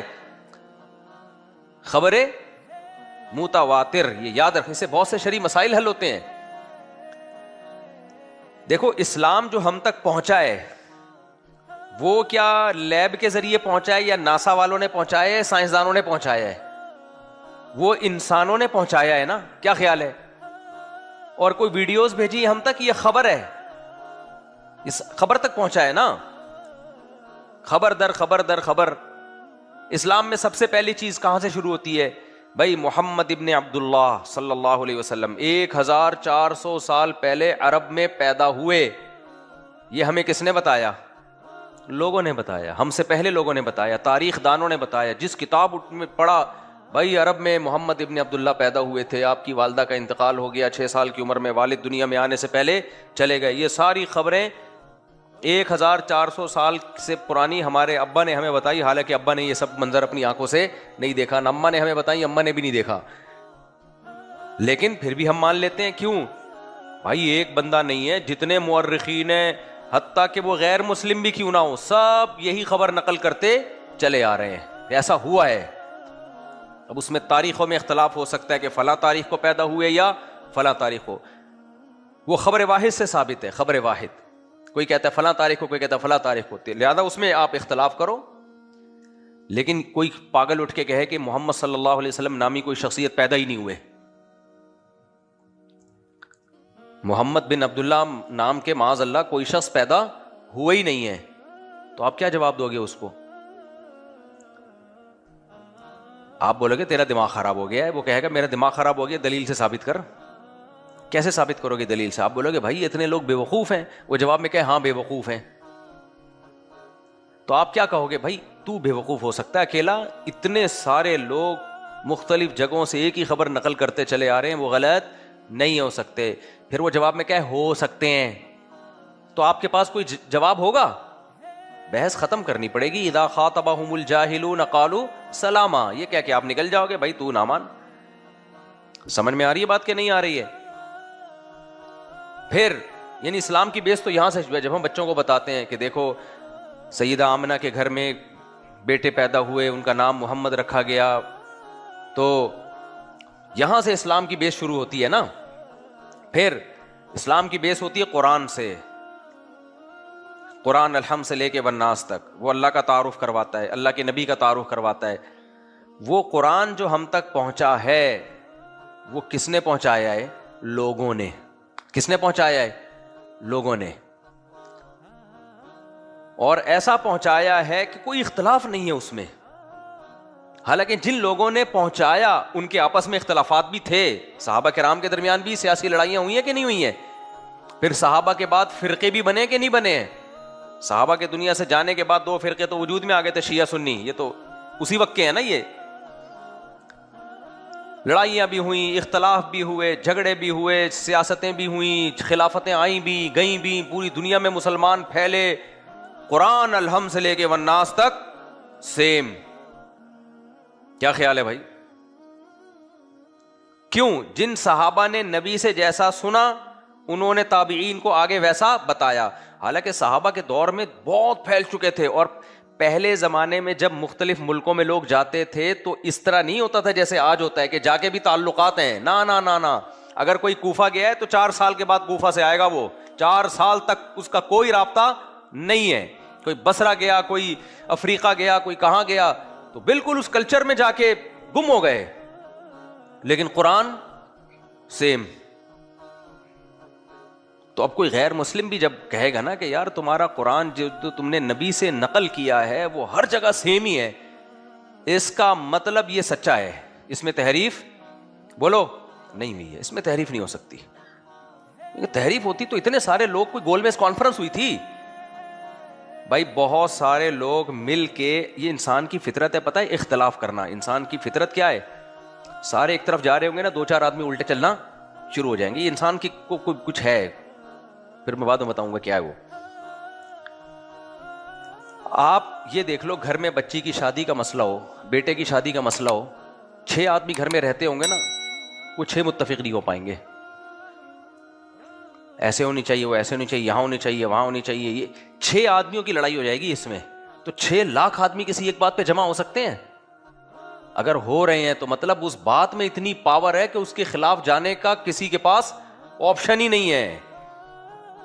پاور میں آنے کے باوجود بھی اس کے پاس آپشن ہی نہیں ہے کہ وہ کچھ اور کہہ دے. یعنی اتنی تواتر کے ساتھ وہ خبر چلی ہے کہ اس کا انکار ناممکن. سمجھ میں آ رہی ہے بات؟ اور یہ تواتر کے ساتھ ہمارے پاس کون سی کتاب پہنچی؟ قرآن مجید. سعودی عرب میں جاؤ, افریقہ میں جاؤ. ہاں, قراءت کا اختلاف ایک الگ چیز ہے. قراءت کا اختلاف تو ہے, نبی نے اس آیت کو ایسے بھی پڑھا اور ایسے بھی پڑھا, تو اس میں وہ اختلاف نہیں ہے. اس کا مطلب وہ مانتے ہیں ایسے بھی ہے اور ایسے بھی ہے. جیسے 7 قراءتوں میں پڑھا جاتا ہے نا قرآن, تو وہ تو سب مانتے ہیں کہ ایسے بھی پڑھا ہے, ایسے بھی پڑھا ہے, اس طرح سے بھی پڑھا گیا اور اس طرح سے بھی پڑھا گیا ہے. وہ اختلاف نہیں ہے کہ یہ والا صحیح ہے وہ والا غلط, اور وہ کہے وہ والا صحیح ہے یہ والا غلط. بھائی فرقوں میں اختلاف ہے کہ نہیں ہے؟ ہم کہتے ہیں فلاں فرقہ غلط, وہ کہتے ہیں نہیں ہم لوگ صحیح ہیں, تم لوگ غلط. وہ کہتے ہیں نہیں وہ والا صحیح وہ والا غلط. قرآن میں کوئی نہیں کہتے میرے پاس جو قرآن ہے یہ والا صحیح ہے, تیرے پاس جو قرآن ہے وہ والا غلط. کیوں؟ تواتر سے. کیا ہے بھائی؟ بولتے کیوں نہیں؟ متواتر. تو تواتر میں غلطی نہیں ہو سکتی, امپاسبل. اگر کوئی کہتا ہے نا نت نئی تحقیق لاتا ہے کہ تحریف ہوئی ہے, تو وہ پاگل ہے. وہ کیا ہے؟ اس کی کھوپڑی کیا ہو گئی ہے؟ آؤٹ ہو گئی ہے. اسی طرح خوب اچھی طرح سمجھو, کچھ مسائل ایسے ہیں, مسائل شریعت کے احکامات ایسے ہیں جو تواتر سے ثابت ہیں. اچھا, پہلے میں ایک اور مسئلہ بیان کر دوں. جب ایک آدمی کی خبر تواتر کے خلاف ہو تو وہ آدمی کتنا ہی سچا ہو, آپ کی عقل کیا کہتی ہے؟ اس آدمی کی بات مانیں گے یا تواتر کی بات مانیں گے؟ خبر متواتر کو مانیں گے, بولو نا. مثال کے طور پر آپ کا بھائی بولٹن مارکیٹ سے آیا, 6:05 پہ دھماکہ ہوا. وہ کہہ رہے میں 6:05 پہ وہاں پہ تھا, کوئی دھماکہ نہیں ہوا. جیو نیوز میں چل رہا ہے دھماکہ ہوا. تایا کو فون کیا, دھماکہ ہوا. چاچا کو, اب دھماکہ ہونا جائے, اللہ سب کو محفوظ رکھے. چاچا کو فون کیا, دھماکہ ہوا. سما ٹی وی میں چل رہی ہے پٹی, دھماکہ ہوا. ساری دنیا کہہ رہی ہے, امریکہ تک سے مذمتی بیان آ گیا, ہم اس دھماکے کی مذمت کرتے ہیں, اگرچہ ہم نے کروایا لیکن ہم اس دھماکے کی مذمت کرتے ہیں. تو سب جگہ سے بیان آ گیا. لیکن آپ کے چاچو بہت نیک آدمی ہے، وہ کہہ رہے ہیں نہیں ہوا یار، یہ سب جھوٹ بول رہے ہیں، تو آپ کس کی بات کو مانو گے؟ چاچو کی نہیں مانو گے۔ ہاں یہ ہوگا کہ یا تو اس کے بعد سے چاچو کو جھوٹا کہنا شروع کر دو گے، یا آپ بولو گے بھائی چاچو کو اس وقت کوئی ہو سکتا ہے چاچی کی محبت میں پاگل ہو گئے ہوں اور چاچی کے خیالات میں اتنا گم بیٹھے ہوئے ہوں کہ ان کو دھماکے کا پتہ چلا ہی نہ ہو۔ ایک انسان کے ساتھ بہت کچھ ہو سکتا ہے یار۔ تو جب بھی خبر واحد اور متواتر میں ٹکراؤ ہوگا تو پلڑا کس کا بھاری ہوگا؟ متواتر کا، اس کو تو ریجیکٹ کر ہی نہیں سکتے۔ تو جیسے قرآن ہمارے پاس تواتر سے پہنچا ہے نا، ایسے کچھ شرعی احکام بھی تواتر کے ساتھ پہنچے ہیں۔ اگر حدیث اس متواتر کے خلاف آ جائے گی تو حدیث کو رد کر دیا جائے گا، متواتر کو رد نہیں کیا جائے گا، کیونکہ وہ حدیث خبر واحد ہے۔ سمجھتے ہو کہ نہیں سمجھتے؟ وہ حدیث خبر واحد ہے۔ یہاں لوگ کہتے ہیں لو نبی کی بات کو رد کر رہے ہیں، استغفر اللہ۔ بھائی نبی کی بات ہم نے خود اپنے کانوں سے تھوڑی سنی ہے، نبی کی بات نقل کرنے والے راوی ہیں اور ایک پوری سند ہے، فلاں نے فلاں سے سنا، فلاں نے فلاں سے سنا، فلاں نے فلاں سے سنا۔ اب اتنے لوگوں نے ایک ایک کر کے سنا ہے تو بیچ میں کسی سے غلطی ہو سکتی ہے، لیکن متواتر کے بارے میں تو یہ طے شدہ بات ہے کہ وہ غلط نہیں ہو سکتی، امپاسبل، اس میں غلطی کا چانس ہی نہیں ہے۔ تبھی امام ابو حنیفہ رحمہ اللہ، آپ کو جو بہت ساری فقہ حنفی کی چیزیں حدیث کے خلاف لگتی ہے نا، وہ اس لیے کہ ایک حدیث پیش کی جا رہی ہوتی ہے۔ امام ابو حنیفہ متواتر کو ہمیشہ سپیریئر رکھتے ہیں۔ ایک حدیث مخالفت میں آ رہی ہو، کہتے ہیں اس میں تعویل کر لو بھائی، اس کو رد کر دو، جو تواتر سے چلا آ رہا ہے اس کو پہلے لیا جائے گا۔ سمجھتے ہو گے نہیں سمجھتے؟ تھوڑا سا علمی بیان ہو رہا ہے، تھوڑا سا خشکا، لیکن یہ بہت اہم ٹاپک ہے، اس کو سمجھو اچھی طرح اور آپ کی زندگی میں کام آئے گا۔ یہ آپ کو یہ جو نئی نئی تحقیقات آتی ہیں نا، وہ الو نہیں بنو گے اس پہ، چاند پہ نہیں پہنچا اور پھر آگے چلا رہا ہے اس کو۔ کورونا کے دنوں میں تو ایسی تحقیقات مارکیٹ میں پکوڑے والوں نے پیش کی ہیں، پوری دنیا کے ڈاکٹر ایک طرف، سائنٹسٹ ایک طرف، ویکسینے بنانے پہ اربوں خربوں روپے خرچ ہو رہے ہیں۔ یار وبا آ رہی ہے بھائی، ہمارے یہاں ایک سائنٹسٹ پیدا ہو رہا ہے، ابے کچھ بھی نہیں ہے، بیکار کی باتیں۔ ایک رپورٹ، ایک ٹیلی ویژن چینل ہے، یوٹیوب کا نام نہیں لوں گا میں، وہ جب بھی لاتا ہے لمبی لاتا ہے، وہ لا رہا ہے ایک ایسی، بھائی یہ تو وہ تھا، ایک فلم بنائی تھی کورونا کراؤن کے نام پہ، تو اس میں کورونا دکھایا گیا تھا، فلانا تھا۔ ہمیں لوگ بھیجتے تھے، ہم کہتے تھے بھائی یہ سب چیزیں، روس کے ڈاکٹر بھی پاگل ہو گئے ہیں، امریکہ کے ڈاکٹر بھی پاگل ہو گئے ہیں، چائنا کے ڈاکٹر بھی پاگل ہو گئے ہیں۔ وہ کہتے تھے یہ پاکستانی ڈاکٹر تو پاگل ہیں۔ ایک صاحب مجھے کہنے لگے یہ تو انہی کے سامنے دم ہلاتے ہیں، امریکی ڈاکٹروں کے سامنے۔ تو میں نے کہا رشیا کے ڈاکٹر بھی دم ہلا رہے ہیں، وہ بھی ایس او پیز پر عمل کر رہے ہیں، وہ بھی کہہ رہے ہیں فاصلہ رکھو، جاپان والے کہہ رہے ہیں فاصلہ رکھو، جرمنی والے کہہ رہے ہیں فاصلہ۔ یہ سب بے وقوف بن گئے، نہیں بنے تو انڈا موڑ پہ اور پٹیل پاڑا پہ اور رنگی ٹاؤن پہ، یہاں کوئی بے وقوف نہیں بن رہا، یہاں سب کہہ رہے ہیں سازش ہو یا نہیں ہو یہ ایک الگ بحث ہے، لیکن بیماری تو تھی نا۔ تو متواتر خبر تھوڑی غلط ہو سکتی ہے بھائی، ساری دنیا کے ڈاکٹر ایک بات کرنے ہیں۔ اچھا کچھ ڈاکٹر آئے منجن بیچنے کے لیے، ڈاکٹروں میں بھی کچھ ہوتے ہیں جو نئی مارکیٹ میں لاتے ہیں، انہوں نے کہا یہ کچھ بھی نہیں ہے، بیوقوف بنایا جا رہا ہے۔ تو میں ان سے کہتا تھا بھائی یہ ایک ڈاکٹر، اسی پہ علوم نازل ہوئے ہیں کیا؟ آغا خان کے جتنے بڑے ڈاکٹر ہیں، سول ہاسپٹل کے جتنے بڑے ڈاکٹر ہیں، سب سے پوچھ کے دیکھ لیا، کہہ رہا بھائی بربادی ہو رہی ہے، وبا آ گئی ہے، لیکن ایک ڈاکٹر اٹھے گا وہ کہے گا عجیب سی رپورٹ لے کر آئے گا۔ وجہ کیا ہے؟ آپ نے یہ کانسیپٹ کلیئر نہیں ہے کہ خبر متواتر غلط بولو نہیں ہو سکتی۔ خبر متواتر کا مطلب مختلف اماکن، مختلف جگہوں کے لوگ جن کے ایک دوسرے سے مفاد بھی وابستہ نہیں ہے، دشمنی بھی ہے، وہ بھی خبریں ایک ہی نقل کر رہے ہیں۔ یا تو ہوتا نا ایک ہی ملک ہوتا، سارے اسی کے ماہرین نے بیٹھ کے ایک پھینک دی ہوتی لمبی، ساری دنیا کے کہہ رہے ہیں۔ اتنا لوگوں نے ہمارا دماغ کھایا، سرکاری ہے، مفتی طارق مسعود درباری ہے، جو بات حکومت کرتی ہے وہ یہی کرتا ہے، حکومت کو سپورٹ کر رہا ہے۔ ہم چیخ چیخ کے تھک گئے، ابے ہمیں حکومت سے کوئی لینا دینا نہیں ہے، ہم تمہیں بیماری سے بچانا چاہتے ہیں، ڈاکٹروں سے ہمارے رابطے ہیں، یہ حکومت کا ٹاپک نہیں ہے، ڈاکٹروں کا ہے۔ کتنی گالیاں دی تھی نا لوگوں نے، اور کتنے ایسے تھے جو گالیاں دیتے دیتے کورونا میں ہی مر کے چلے گئے دنیا سے، کورونا میں ہی مرے، وہ احتیاط نہیں کی انہوں نے، کورونا سے میں دنیا سے چلے گئے۔ تو یہ قوم کا، ہمارا جو قوم ہے نا، اس کی کھوپڑی آؤٹ ہے، یہ بالکل اصل میں ایجوکیشن ہے نہیں، تعلیم ہے نہیں، گٹکے پان، سارا دن فارغ باتیں، تو یہی ہوتا ہے پھر مارکیٹ میں۔ میں ایک عرب کنٹری میں تھا, میں نام لے لوں گا تاکہ وہ پھر سمجھ جائیں گے ڈاکٹر صاحب, اور وہاں کے لوگ بھی کہیں گے آپ نے غیبت کر دی, اس لیے میں نام لے لیتا ہوں, بات بھی پرانی ہو گئی. ایک عرب کنٹری میں تھا, آپ لوگ بھی بچ کے رہیں ایسے لوگوں سے. ایک چھوٹا سا سیمینار رکھا گیا کہ ایک عظیم ڈاکٹر ہیں. کیا ہیں؟ عظیم, بس ہے, بہت عظیم ہے. مجھے اسی وقت اندازہ ہو گیا کہ یہ پھینکو ہوگا کوئی. یہ کیا ہوگا؟ اتنی عظیم چیز یہ کہاں کیوں آ گئی بھائی؟ وہی ایم بی بی ایس ہے, سب ڈاکٹر وہی کر رہے ہوتے ہیں, وہی اسپیشلائزیشن. کچھ تھوڑا سا زیادہ آگے نکل جاتے ہیں, کچھ تھوڑا سا پیچھے. بہت زیادہ آگے کوئی بھی نہیں جاتا. جائے گا تو ریسرچ سینٹر میں بیٹھا ہوگا. وہ کہاں بیٹھا ہوگا؟ اور اس جیسے اور بھی بہت سارے ریسرچر ہوں گے, وہ اکیلا نہیں ہوگا. کسی بھی فیلڈ میں کوئی ایک آدمی نہیں ہوتا میرے بھائی. بہت انہوں نے کہا مفتی صاحب آج جو سیمینار ہے اس میں جو ڈاکٹر صاحب آ رہے ہیں بہت عجیب, آپ سنو آپ کو لگے گا یار کوئی الگ ہی ہے یہ, اس کو گاڈ گفٹڈ ہے اس کے پاس کچھ. میں ایسے منجنوں سے کبھی بھی الحمدللہ متاثر بولو نہیں ہوا. آپ کہو گے یہ دینی بیان ہو رہا ہے, ابھی بتاؤں گا میں, دینی بیان ہی ہو رہا ہے, دینی بیان ہی ہو رہا ہے. میرا کام ہے مثالوں سے بات سمجھانا. نظریہ میرے ذہن میں وہ دینی ہی ہوتا ہے جو آپ کے کھوپڑی شریف میں ڈالنا ہوتا ہے. ہم جب وہاں بیٹھے, کرسیاں لگیں, تو وہ آئے ڈاکٹر صاحب.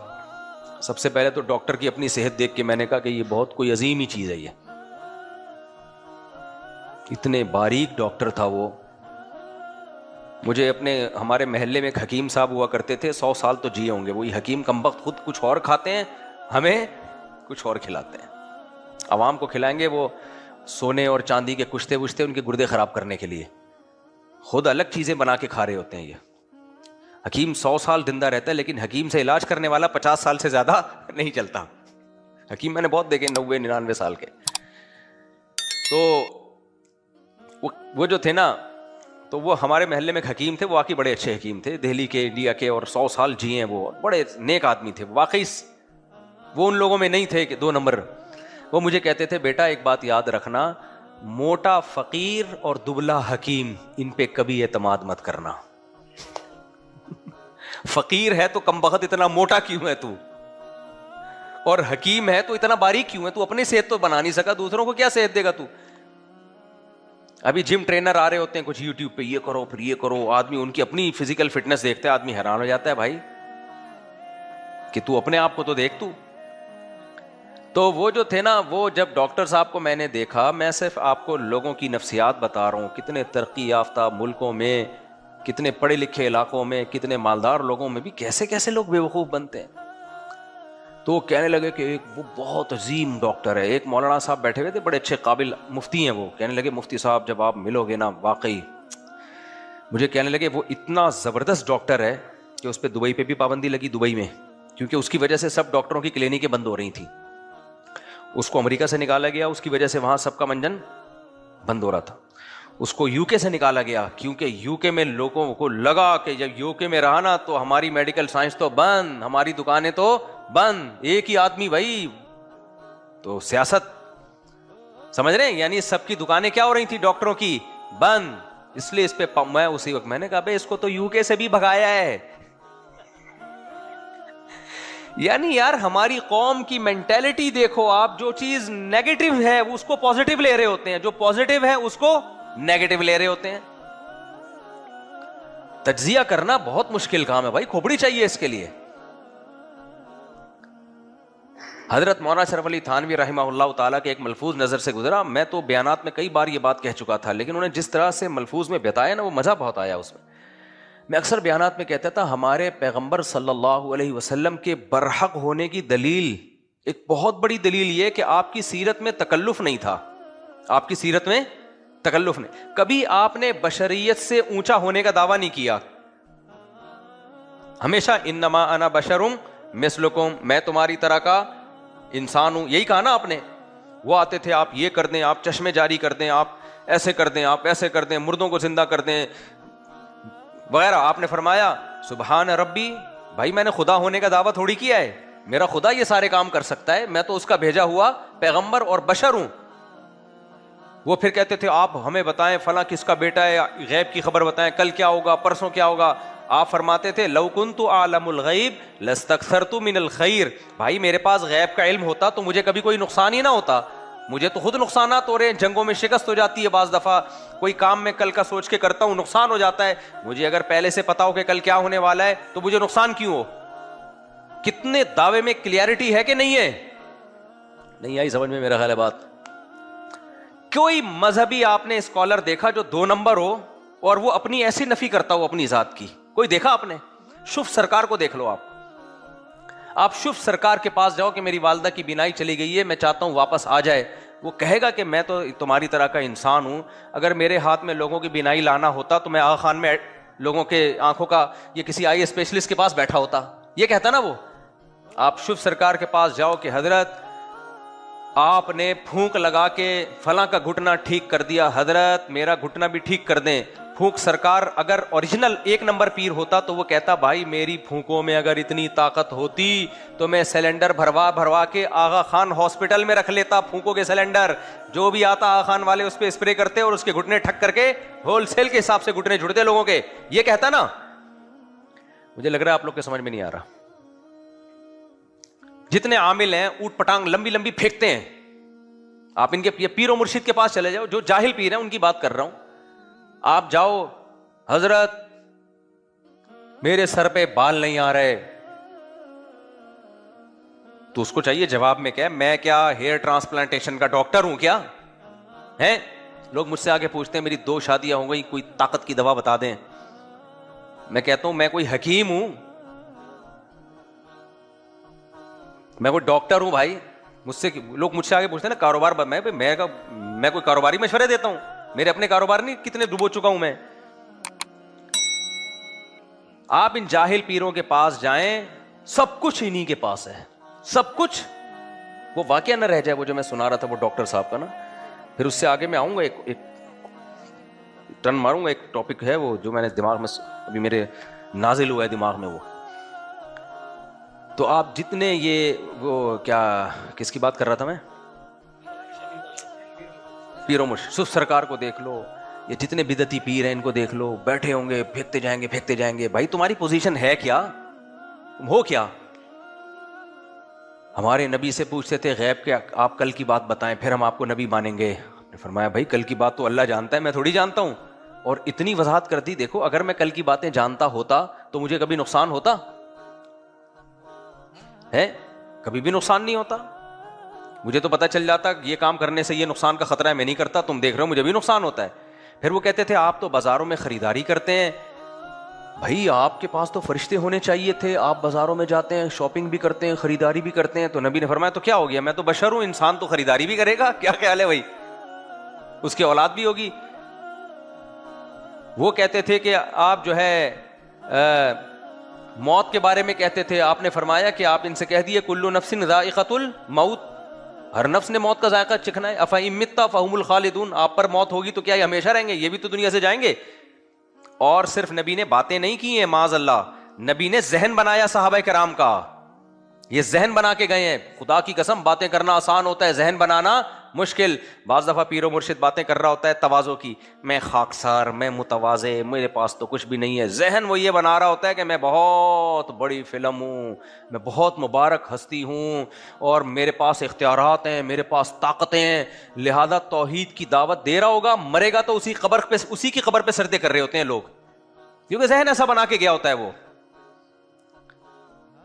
بھائی 2 نمبر لوگ یہی کر رہے ہوتے ہیں نا, ذہن تو باتیں کر رہے ہوتے ہیں تواضع والی, لیکن جو مائنڈ سیٹ کر کے جاتے ہیں وہ یہ ہوتا ہے کہ ہم کوئی ہیں بہت پہنچے ہوئے. ہمارے نبی صلی اللہ علیہ وسلم یقیناً پہنچے ہوئے تھے, آپ تو اللہ کے پیغمبر تھے, مگر الوہیت والی کوئی چیز آپ میں نہیں تھی, خدا نہیں تھے. اختیارات کس کے پاس؟ اللہ کے پاس. آپ نے ذہن بنایا میرے مرنے کے بعد میری قبر کو سجدہ گاہ مت بنانا.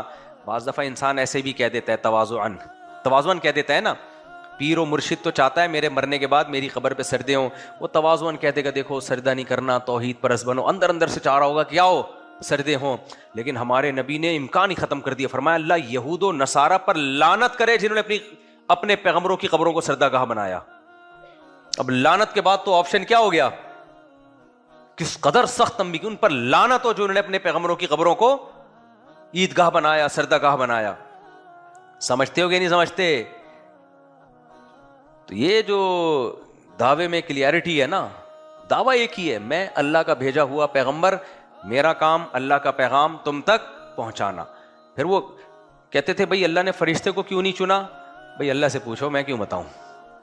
تو اللہ نے وحی نازل کی، لو کان فی الارض ملائکۃ یمشون مطمئنین، بھئی زمین میں اگر فرشتے رہتے تو ہم فرشتے کو نبی بنا کے بھیجتے. رہتے انسان ہیں تو ان کا جو مینٹور ہوگا، ان کو جو گائیڈ کرنے والا ہوگا، وہ بھی کون ہوگا؟ انسان ہوگا. جنس سے مائل ہوتی ہے نا. دیکھو یہاں کوئی جن بٹھا دو بیان کرنے کے لیے، بیٹھے گا کوئی؟ فرشتہ آ جائے بیان کرنے کے لیے تو بیان میں تو بڑی اچھی اچھی باتیں کرے گا. ہم کہیں گے تو فرشتہ ہے، نہ تجھے بھوک لگتی ہے، نہ تجھے تیری کوئی ملازمت ہے، تو صبح تک بھی بیٹھا رہے گا نا، تیرے پاس بہت ٹائم ہے، تو تکبیر اولا سے نماز ہی پڑھنی ہے. تو نے انسان ہو جس کو پراٹھے بھی کھانے ہیں، نماز بھی پڑھنی ہے، گیس وضو بھی بچانا ہے. اس نے پراٹھے کھا کے، گوبھی کے پراٹھے کھا کے وضو بچانا کتنا مشکل کام ہے. میں تبھی جی گوبھی کے پراٹھے کبھی نہیں کھاتا میں. یار خود سوچو، پیاز کی بدبو برداشت نہیں کی گئی ہے، گوبھی کے پراٹھوں کی بدبو کون برداشت کرے گا؟ تو اس لیے یہ چیزیں جب کھایا کرو کسی محفل میں نہیں جایا کرو. خیر، تو فرشتہ بیان کر رہا ہوں، ہم بولیں گے بھائی یہ تو فرشتہ ہے، اس کے تو کوئی مسئلے ہی نہیں ہے، یہ تو اچھی اچھی باتیں ہی کرے گا. جس کے ساتھ سارے مسئلے ہوں. ہمارے نبی کی 9 بیویاں، غربت، بھوک آپ کو بھی لگتی تھی، بیمار آپ بھی ہوتے تھے، آپ بھی زخمی ہوئے میدان جنگ میں، دانت ٹوٹے، آپ کے دانت شہید ہوئے، آپ کی زوجہ کا انتقال ہوا، آپ کو غم ہوا. زید ابن حارثہ آپ کے منہ بولے چہیتے بیٹے، جن کو حب رسول اللہ، جب کسی نے سفارش کرنی ہوتی تھی لوگ کہتے تھے زید ابن حارثہ کے سوا کوئی بھی نہیں ہے جو نبی سے سفارش کرے، جا کے ان کو پکڑو. رشتے کرانے ہوتے تھے نا، لوگوں نے زید ابن حارثہ سے رابطہ کرتے تھے، یار یہ نبی سے جا کے سفارش کریں. اتنے محبوب، وہ جنگ میں شہید ہو گئے. آپ کے چچا زاد بھائی جعفر طیار جو آپ کو انتہائی محبوب، وہ جنگ میں شہید. آپ کے چچا حضرت حمزہ جنگ میں شہید. اپنے پیاروں کی لاشیں اٹھا رہے ہیں تو لوگوں کو موٹیویشن مل رہی ہے. بھائی جو ویژن یہ لے کر آئے ہیں، سب سے پہلے خون ان کا اپنا بہ رہا ہے، اپنے رشتہ داروں کے. آج ہمارے سیاسی لیڈروں پہ میں تبھی تو کہتا ہوں بس زیادہ فری نہ کرایا کرو ان کو. سیاسی لیڈروں کو ووٹ دا کے دے دیا کرو، تھوڑا سا تعریفی بیان داغ دیا کرو، زیادہ فری نہ کراؤ ان کو. سمجھ رہے ہو؟ آپس میں لڑو مت، کیونکہ یہ جب ان کے مفاد ہوتے ہیں یہ آپس میں ملتے ہیں، اور ہم اور آپ کو خونی لڑائیوں میں ڈلوا چکے ہوتے ہیں. اور جب ان کے اسٹیبلشمنٹ سے مفاد ہوتے ہیں تو اسٹیبلشمنٹ کو بھی اپنا باپ بناتے ہیں یہ لوگ. لیکن بس ایک پیغام میں آپ سے کو دینا چاہتا ہوں، کوئی عالم چاہے پی ٹی آئی کو سپورٹ کرے یا سپورٹ نہ کرے، کوئی عالم اسٹیبلشمنٹ کو سپورٹ کرے یا اسٹیبلشمنٹ کی مخالفت کرے، کوئی عالم مسلم لیگ کو سپورٹ کرے یا مسلم لیگ کی مخالفت کرے، ان بیسس پر کسی عالم سے دشمنی مت مولو. سمجھ رہے ہو؟ کسی عقیدت کی بیس یا نفرت کی بیس یہ مت بناؤ. عقیدت کی بیس ہے دین کا علم، چاہے وہ آپ کی جماعت کو فیور کرے چاہے جماعت کو فیور نہ کرے. ہر عالم کا اپنا ایک نظریہ ہوتا ہے، وہ اس نظریے پہ چل رہے ہوتے ہیں.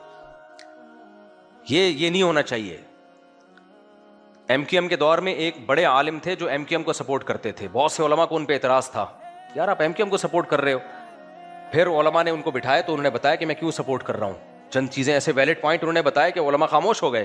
تو ان علماء سپورٹ تو پھر بھی نہیں کیا ایم کیو ایم کو، لیکن ان کو کہا کہ بھائی ہم آپ کی مخالفت نہیں کریں گے. تو بہت سارے علماء کے ذہن میں بہت ساری چیزیں چل رہی ہوتی ہیں جس کی بیس پہ کوئی پی ٹی آئی کو سپورٹ کر رہا ہوتا ہے، کوئی جے یو آئی کو سپورٹ کر رہا ہوتا ہے، کوئی مسلم لیگ کو، کوئی پیپلز پارٹی کو سپورٹ کر رہا ہوتا ہے.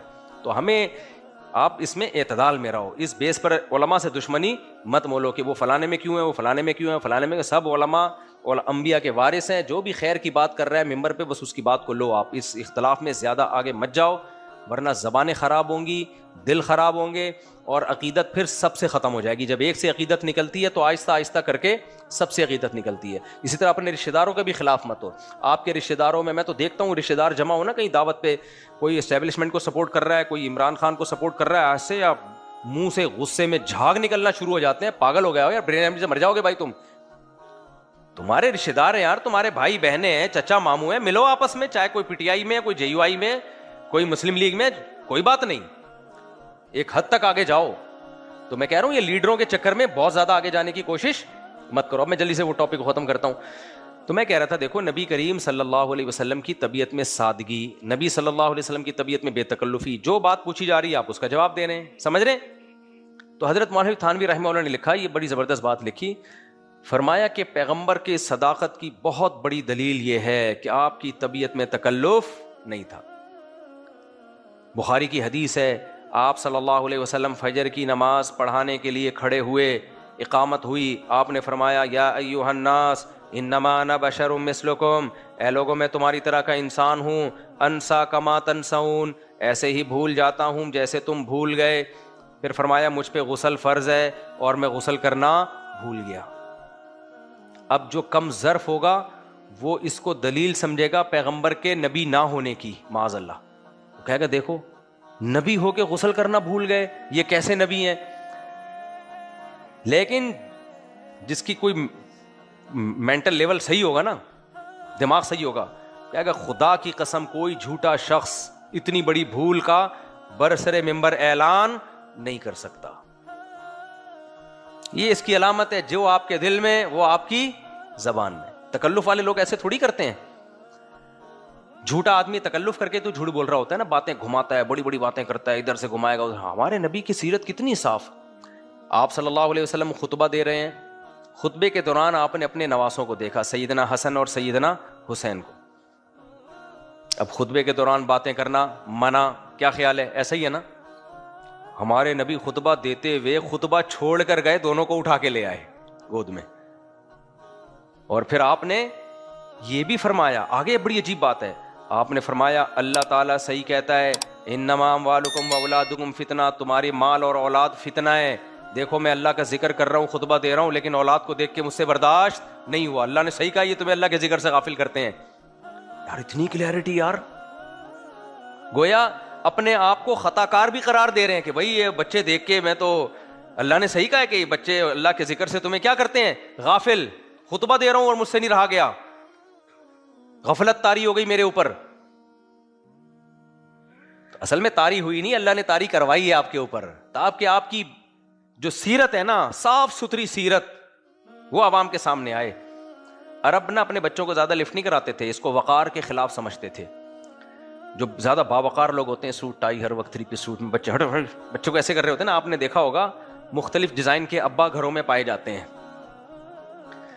ایک دیسی ابا ہوتے ہیں، گھر میں آئے بچوں کو اونچے، جو میرے جیسا جو گائے بھینسیں پالتا ہے، بکریاں پالتا ہے، گھر میں آیا، بچوں کو ساتھ کلا بازی ہوئی، پیار کیا بچوں کو، شرارت کی، کوئی بچے نے اوپر چڑھ گیا، کوئی ادھر پیشاب کر دیا، یہ سب گھروں میں جو نارمل انسان کے بچے ہوتے ہیں ان کے گھروں میں یہ سب چیزیں چل رہی ہوتی ہیں۔ لیکن میں نے ناک پہ مکھی والے ابے بھی بہت دیکھے ہیں مارکیٹ میں اپنی زندگی میں۔ ایسے ابا، لوگ کہتے ہیں ایسا ابا کہاں سے لبا؟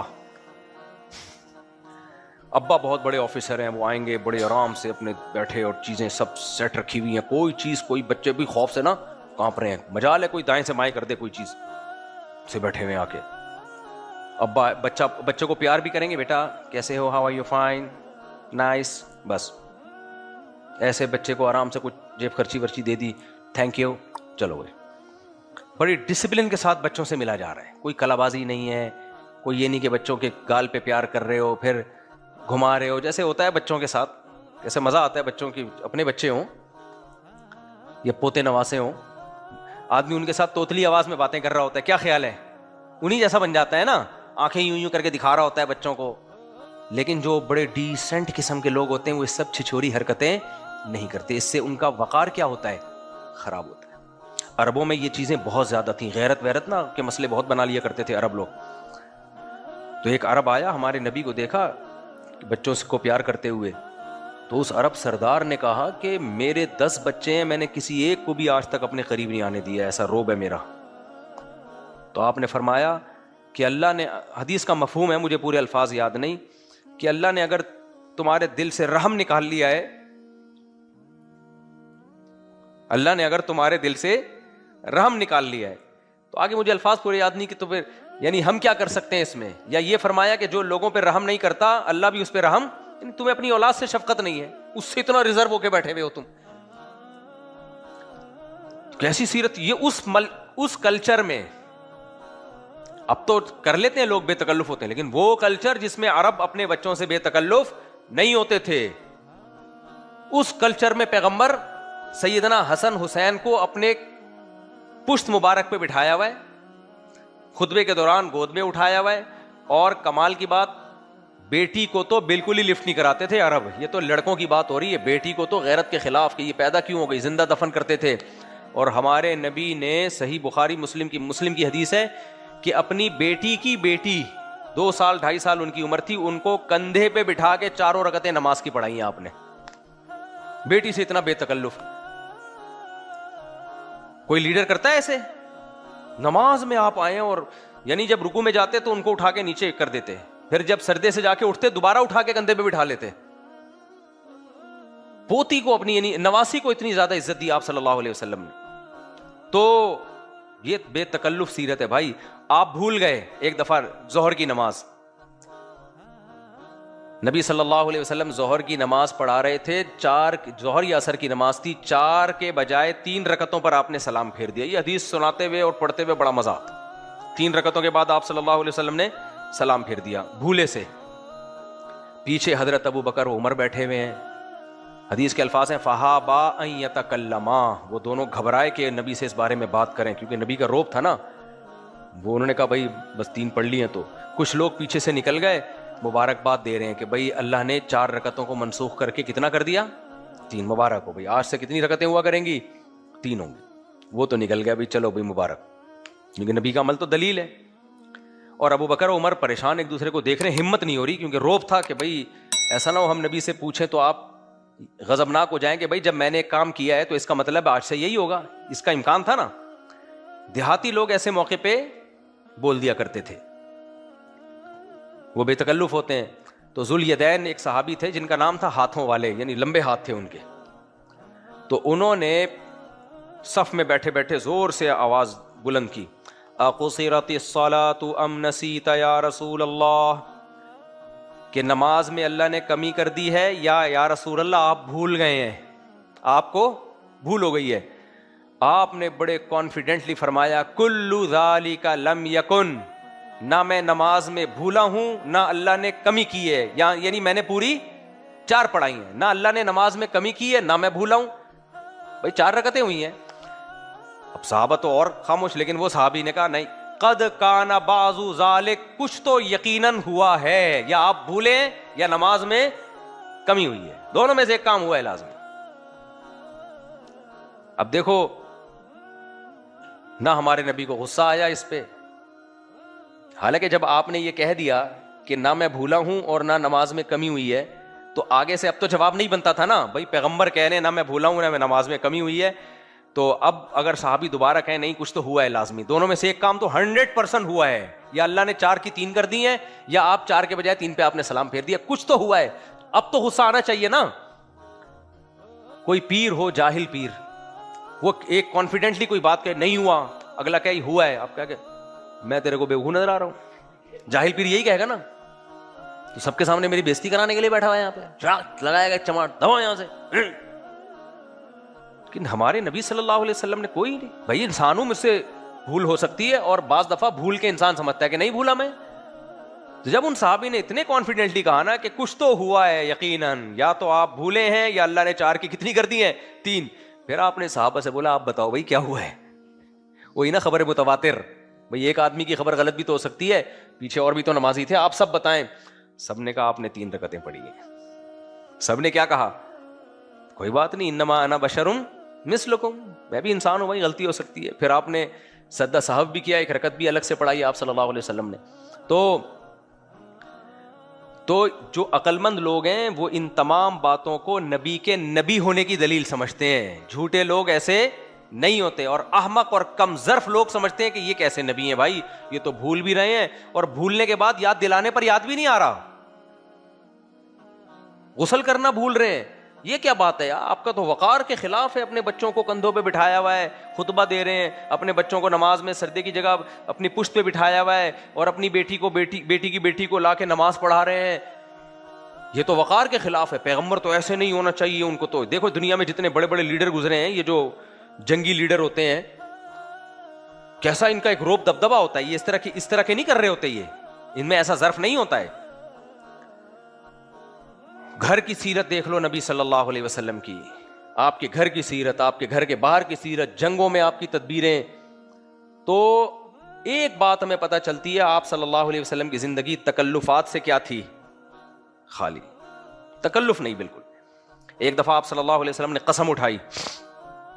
ایک عرب کا کوئی سردار آیا آپ سے کچھ مانگنے کے لیے، آپ نے قسم اٹھائی، اللہ کی قسم میں تجھے نہیں دوں گا. وہ چلا گیا.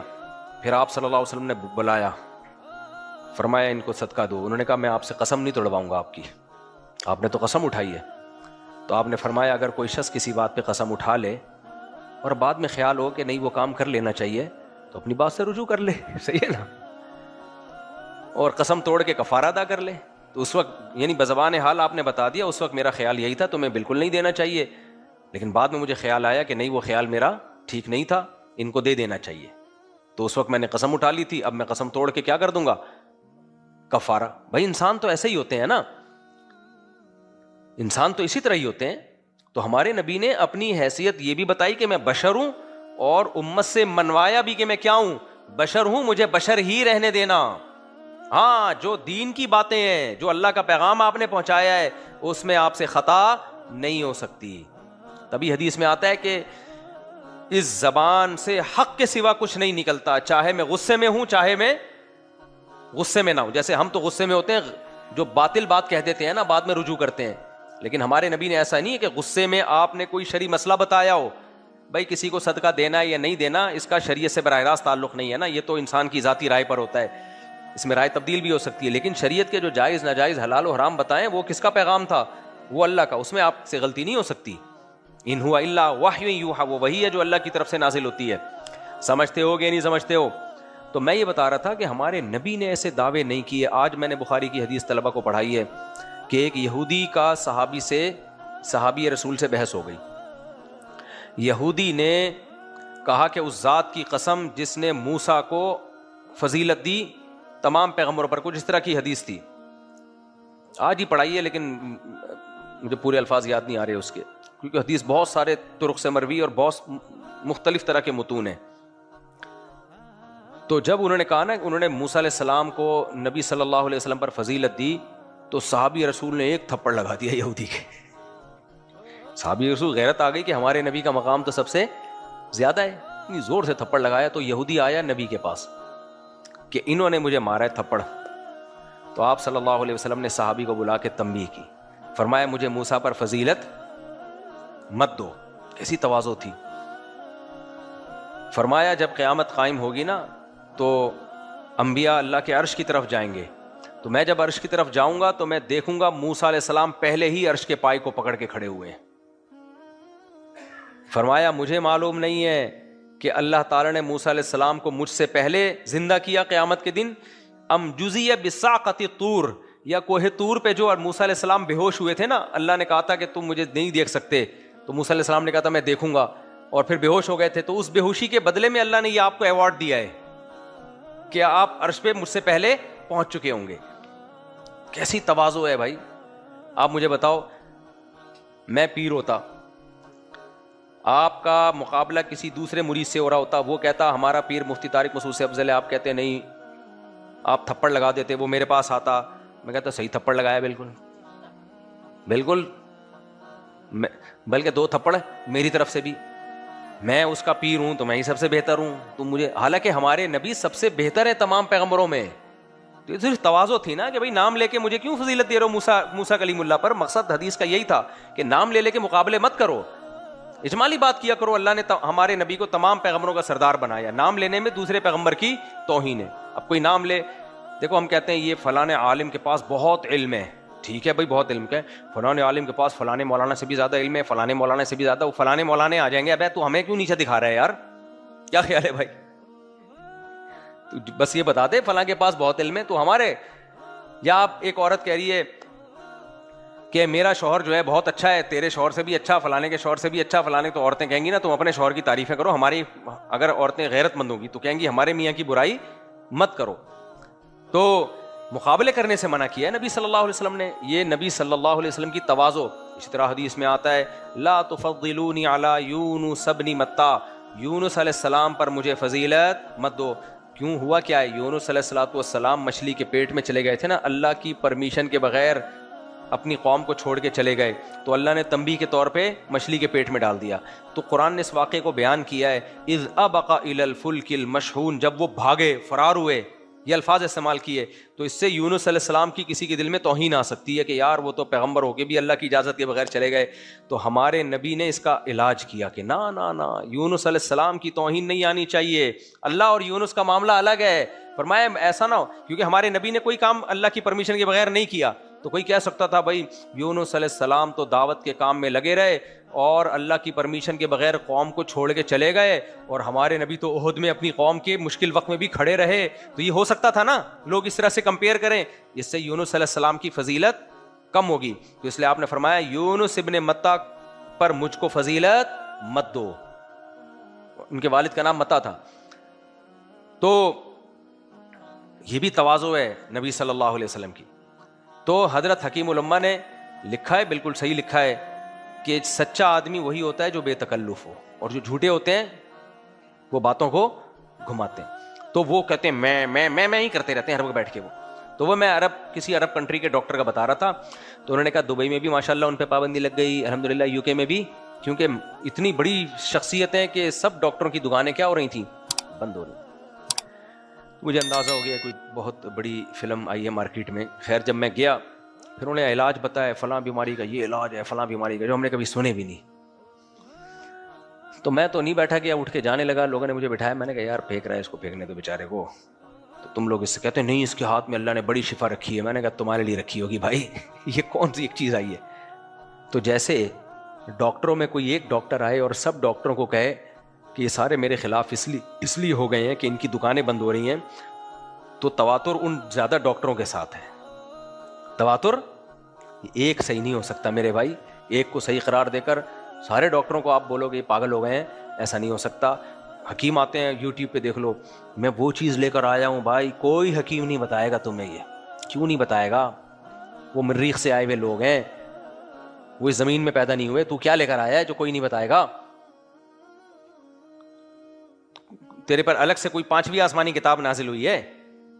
تو یہ اب میں اصل ٹاپک اسی طرح یاد رکھو، جب کوئی مذہبی اسکالر ہوتا ہے نا کہ میں آپ کو بتا رہا ہوں، یہ بات آپ کو کوئی بھی نہیں بتائے گا. سمجھ لو یہ بھی کیا ہے؟ منجن. پروفیسر غامدی صاحب کو جب آپ سنیں گے نا تو آپ کو لگے گا یہی ٹھیک ہے، باقی سارے علماء صلحاء دنیا میں غلط. تو تواتر غامدی صاحب کے ساتھ ہے یا باقی علماء کے ساتھ ہے وہ بتاؤ بھائی. یہ کیسے ہو سکتا ہے کہ پورا اسلام ایک آدمی پہ ڈیپینڈ کرنا شروع کر دے یار، کہ یہ نہ ہوتا تو اسلام ہی گیا تھا، یہ ہے تو اسلام ہے. وہ ہر آیت کی وہ تشریح، وہ ہر حدیث کی وہ تشریح. آپ بتاؤ یہ تو کوئی بھی تشریح نہیں کرتا. یہ آپ کہاں سے لے کر آئے ہیں؟ کہہ رہے میں کسی کی تشریحات کو نہیں مانتا. وہ اس کو فخر سے کہتے ہیں، اور لوگ اسی چیز کو پازیٹیو لے کے جاتے ہیں کہ یار بندہ ہے وہ کسی کی تشریح کو نہیں مانتا، کسی کی تفسیر کو نہیں مانتا. کوئی فقہا کیا کہتے ہیں، محدثین کیا کہتے ہیں؟ نہیں، کہتے ہیں بھائی میں نے دین کو سمجھا، ان سب لوگوں کو سائڈ پہ لگا کے میں نے اپنی عقل سے خود سمجھا ہے، یہ ہے بندہ. حالانکہ یہ چیز نیگیٹو ہے، یہ پازیٹیو نہیں ہے. لیکن اس نیگیٹو کو آپ کیا کے لے کے جا رہے ہو؟ پازیٹیو لے کے. جیسے وہ ڈاکٹر صاحب کے گھر جمع ہو گئے تھے سارے لوگ، ساری باتیں نیگیٹو کر رہا ہے، مجھے دبئی سے بھی نکال دیا. اور لوگ کہہ رہے ہیں یار تھا یار کوئی کہ دبئی کے ڈاکٹروں کی بھی دکانیں بند کر دی تھی، اتنا پہنچا ہوا تھا. یہ یو کے سے بھی اس کو نکال دیا، لندن کے ڈاکٹروں کی دکانیں بند کر رہا ہے. تو سارے تو ادھر ہی جا رہے ہیں. میں اکیلا تھا اور میرے ساتھ ایک ڈاکٹر کے بھائی تھے، وہ بھی کہہ رہے ہیں یار میری سمجھ میں نہیں آ رہا. میں اکیلا اور ایک ڈاکٹر کے بھائی. میں نے کہا یار یہ چیزیں تو نیگیٹو ہیں، کیوں نکالا تجھے دبئی سے؟ بھائی تجھے لندن سے بھی نکال دیا، تجھے فلاں جگہ سے نکال دیا، اب ہمیں بیوقوف بنانے کے لیے تو یہاں آیا ہوا ہے. تو آپ کو میں جو سمجھانا چاہ رہا ہوں، کچھ چیزیں نیگیٹو ہوتی ہیں، لوگ اس کو کیا لے کے جا رہے ہوتے ہیں؟ پازیٹیو. کچھ پازیٹیو ہوتی ہیں، لوگ اس کو لے کے جا رہے ہوتے ہیں نیگیٹو. سمجھتے ہو کہ نہیں سمجھتے؟ لوگ مجھے بھی کہتے ہیں مفتی صاحب حنفی ہیں، یہ نیگیٹو ہے. بھائی یہ پازیٹیو ہے، اس لیے کہ چاروں فرقہ صدیوں سے چلتے آ رہے ہیں، ہم نے کوئی 5واں فرقہ نہیں نکالا، انہی میں جڑے ہوئے ہیں. یہ پازیٹیو ہے. اور جو ان سے ہٹے گا وہ 5واں نیا نکالے گا، اور پھر اس کا شاگرد کوئی اور نیا لے کر آئے گا، اس کا شاگرد اور نیا لے کر آئے گا. یہ اسلام آج تھوڑی آ رہا ہے، صدیوں سے آ رہا ہے. تو جو صدیوں سے اسلام چلا آ رہا ہے وہ ٹھیک ہے، یا آج جو لوگ لے کر آ رہے ہیں وہ ٹھیک ہو سکتا ہے؟ نہیں آ رہی میرا خیال ہے بات سمجھ میں. ایک دفعہ ایک آدمی نے کہا یہ آدمی اتنا تیز دماغ ہے اس کا, یہ کیوں تقلید کرتا ہے؟ تو شکر ادا کرو میں مقلد ہوں, ورنہ میں ریسرچ کر کے غامدی صاحب کا ریکارڈ توڑ دینا تھا میں نے. تم لوگ غامدی صاحب کو بھول جاتے, ایسی ایسی چیزیں مارکیٹ میں لا رہا ہوتا میں. شکر ہے کہ میں اسی فقہ کو فالو کر رہا ہوں جو صدیوں سے چلا آ رہا ہے, جس نے اسلام حکومتیں کی ہیں پوری دنیا میں, اور میں باقی تین کو بھی ٹھیک سمجھتا ہوں. یہ تو بہت پازیٹیو چیز ہے, اس بیس پہ تو آپ کو سننا چاہیے, ہم سے مسائل سننے چاہیے. ایک آدمی نے کبھی, میں نے مسائل سیشن ریکارڈ کروایا نا کہ قرآن و سنت کی روشنی میں مسائل بتائے جائیں گے, وہ آسک مفتی طارق مسعود پہ نمبر بھی دے دیا میں نے. تو ایک آدمی نے کہا بھائی یہ قرآن و سنت میں تھوڑی بتائے گا, تو فقہ حنفی بتائے گا. ٹھیک ہے, پھر آپ ان لوگوں سے سن لو جو چاروں فقہ میں سے کسی ایک کو فالو نہیں کرتے. پہلی بات تو فقہ حنفی کیا تورات اور انجیل سے مسائل بتاتا ہے؟ وہ بھی تو قرآن و سنت ہی سے نکالے گئے ہیں. تو ٹھیک ہے, پھر آپ اس کو سنو جو کہتا ہے میں چاروں میں سے کسی کو نہیں مانتا, میں ڈائریکٹ قرآن و سنت سے مسائل بتاتا ہوں. پھر سب سے پہلی فرصت میں آئیں گے غامدی صاحب, پھر آپ مسائل ان سے سیکھو, آپ کانوں کو ہاتھ پکڑ لو گے, آپ بولو گے بھائی یہ تو ہم نے تورات انجیل میں بھی ایسے مسائل نہیں پڑھے ہیں. اب ہمارا لبرل طبقہ تو ان کو بہت سنتا ہے کیونکہ وہ تو دین میں بالکل زیرو ہے نا, اس لیے وہ سنتا ہے کہ یار زبردست باتیں. وہ زبردست نہیں ہے بھائی, وہ آپ کو لگ رہی ہیں. جب حدیث کی حجیت ہی کا انکار کر دیا تو پھر رہ کیا گیا؟ باقی اسکالروں کو آپ سنو گے وہ سب اپنے اجتہادات لا رہے ہوتے ہیں, اور یورپ امریکہ میں تو ایک ادھم مچی ہوئی ہے, ہر اسکالر کا فتویٰ دوسرے سے مختلف. جتنے مسائل سینٹر کھول کے دیکھو گے سب کی رائے دوسرے سے الگ, اور ہر آدمی لیبل لگا رہا ہوگا قرآن و سنت, قرآن و سنت. تو یہ دیکھنے میں پازیٹیو لگتا ہے, حقیقت میں کیا ہے؟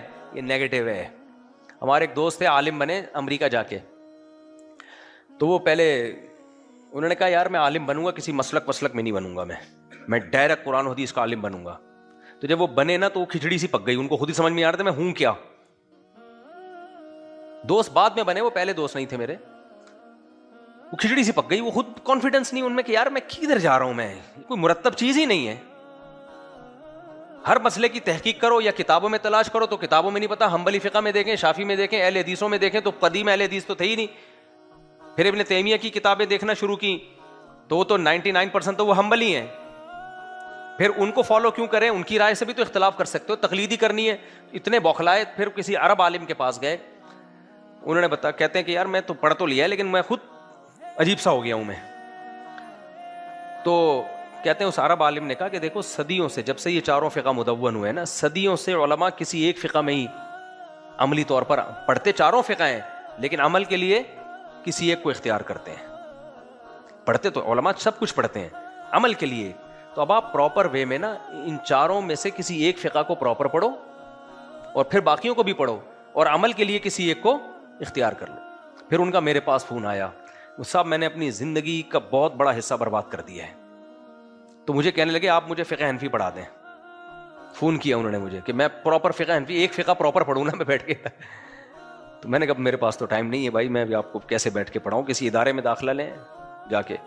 تو عملی طور پر کچھ چیزیں دیکھنے میں, باتیں کرنے میں بہت اٹریکٹیو, اچھی لگ رہی ہوتی ہیں, پریکٹیکل لائف میں وہ کیا ہوتی ہیں, زیرو ہوتی ہیں, ان کی کوئی ویلیو نہیں ہوتی.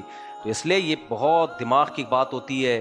دیکھو اور آسان میں مثالوں سے بات سمجھاتا ہوں. آپ کے ہاں کوئی داماد جب آتا ہے رشتہ لینے کے لیے, بھی داماد بنا نہیں ہے, سیدھی باتیں کر رہا ہوگا نا آپ کو برا لگے گا, باتوں کو گھما رہا ہوگا آپ کو کیا لگے گا, اچھا لگے گا. ہوتا ہے کہ نہیں ہوتا؟ میں اپنی مثال دے دوں, دینے میں کوئی حرج نہیں. پرانی بات ہے, 2000 ایک دفعہ میری شادی کب ہوئی تھی, 2008 یا 9 کی بات ہوگی. یہ واقعہ میں پہلے بھی بیان کر چکا ہوں. میں گیا تو میں نے جب پیغام بھیجا تو انہوں نے کہا آپ کے تو نکاح میں پہلے سے زوجہ بھی ہے, بچے بھی ہیں, تو آپ کیوں کر رہے ہیں؟ اب 2 نمبر بات کیا ہوتی, ایکچولی ہماری گھر میں بنتی نہیں ہے, اصل میں میں بہت ٹینشن میں ہوں, میری وائف کو یہ مسئلہ ہے تو فلانا مسئلہ ہے تو ڈمکانا مسئلہ ہے, ایکچولی کر کے. وہ کہتے ہیں یار یہ تو واقعی بیچارے کو بہت شدید ضرورت ہے, اور یہ بہت باوفا آدمی ہے اپنی بیوی کے ساتھ, لیکن مجبوری ہے جس کی وجہ سے یہ کر رہا ہے. اور بیٹا آپ کماتے کیا ہو؟ کل بس اللہ کا دیا ایسا, بے فکر رہے ہیں. ابھی کمائی کا نہیں پوچھو آپ, ابھی دیکھو گاڑی میں آ رہا ہوں, کار چلا کے آؤں, کار تھی میرے پاس FX تھی, پرانی قسطوں پہ 3,000 روپے قسط تھی اس کی,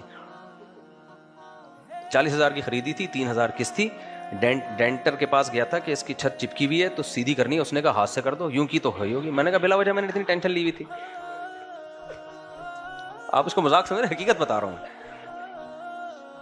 تو وہ یوں کیا. میں نے کہا بھائی اتنا ڈینٹنگ پینٹنگ کا کام اتنا آرام, میں نے کہا پینٹ بھی میں خود ہی کر دیتا ہوں اس کو بیٹھے. تو خیر اس میں رشتہ لینے کے لیے گیا تھا. تو میں نے کہا بھائی گاڑی ہے, اپنی ذاتی گاڑی ہے وغیرہ وغیرہ باتیں کرتا. تو مجھے یہ غم نہیں تھا کہ لازمی ہو. میں نے کہا ہو جائے ٹھیک ہے, نہیں ہو ٹھیک نہیں ہے. تو میں نے بول دیا, میں نے کہا بھائی میرا پہلی وائف سے کوئی جھگڑا نہیں ہے, میری ان سے اولاد بھی ہے, میں ہنسی خوشی زندگی گزار رہا ہوں. میں نے ان سے کہا دیکھو بھائی مسئلہ یہ ہے کہ میری ایک نظریہ ہے کہ اس زمانے میں مرد کو دوسری شادی کرنی چاہیے, تو میں گھر دے رہا ہوں اور دیکھ لیں آپ آ کے. تو کیا آپ کے خاندان میں, میں نے کہا خاندان والے سارے میرے بائیکاٹ کر کے بیٹھے ہوئے ہیں, تو میں جب ایک بیوی بچوں کو پال رہا ہوں تو آپ دیکھ لیں مجھے. تو وہ انکار کر دیا انہوں نے. تو جو مستورات تھی نا گھر کی انہوں نے انکار کر دیا. تو میرے جو سسر تھے نا, ابھی انتقال ہوا ان کا 1 سال پہلے, اللہ ان کی مغفرت فرمائے, انہوں نے کہا یار یہی کرنی ہے اپنی بیٹی کی شادی. 6 مہینے بعد انہوں نے ہاں کی. انہوں نے کہا بندے میں ایک چیز صحیح نظر آ رہی ہے, بات کو گھما نہیں رہا ہے. صحیح ہے نا, بات کو گھما نہیں رہا ہے, گھما نہیں رہا ہے بات کو. کوئی یہ نہیں کہ یوں اور وہ, جو ہے اس نے گھر بھی دکھا دیا, بھائی یہ گھر ہے, یہ میری آمدن ہے, آپ دے دیں تو نوازش آپ کی, نہیں دیں گے تو انہوں نے مجھ سے کہا کہ ہم نہیں دیں گے. تو میں نے کہا پھر کہیں اور ٹرائی ماریں گے ہم. میں نے ایسے بولا کہیں اور ٹرائی کریں گے. تو پھر ان کی بات مجھے یاد ہے, انہوں نے پھر اپنے گھر میں بولا کہ آج کل تم لوگوں کو نا, میں یہ نہیں کہہ رہا میں بہت 1 نمبر ہوں, اللہ جانتا ہے میں کیا ہوں, لیکن ان کی الفاظ میں نقل کر رہا ہوں. انہوں نے کہا یار آج کل مسئلہ یہ ہے کہ صحیح آدمی سمجھ میں ہی نہیں آتا کسی کو, جب تک باتوں کو گھمائے گا نہیں, الٹی باتیں نہیں کرے گا, اس وقت تک سمجھ میں نہیں آتا بندہ. تو وہ 6 مہینے سوچتے رہے کہ بندے نے اپنی پوزیشن بتا دی ہے, بھائی یہ آمدن ہے اور اس طرح سے رکھنا ہے, اور پہلی بیوی سے کوئی جھگڑا نہیں ہے, کوئی لڑائی نہیں ہے, کچھ بھی نہیں ہے. پہلی بیوی راضی ہے, نہیں راضی بھی نہیں ہے, یہ بھی میں نے بتا دیا, کوئی راضی وازی نہیں ہے بھائی. پھر عین وقت پہ انہوں نے مجھ نکاح تو کر لیا انہوں نے, لیکن انہوں نے خود بتایا کہ ہم اپنے خاندان کو کیا منہ دکھائیں گے کہ آپ کے خاندان سے کوئی آ ہی نہیں رہا. تو پھر آپ ایسا کرنا کہ لے آؤ کسی کو بھائی بنا کے, کسی کو بھابھی بنا کے لے آؤ. تو پھر یہاں ہماری مسجد کمیٹی کے اس وقت صدر تھے, طارق بھائی نام تھا ان کا. ان سے میں نے کہا ابھی فی الحال آپ 1 دن کے لیے مجھے بڑے بھائی کے طور پہ ادھار چاہیے, اور میں نے کہا اپنی وائف کو بھی لے آئے میری بھابھی بنا کے,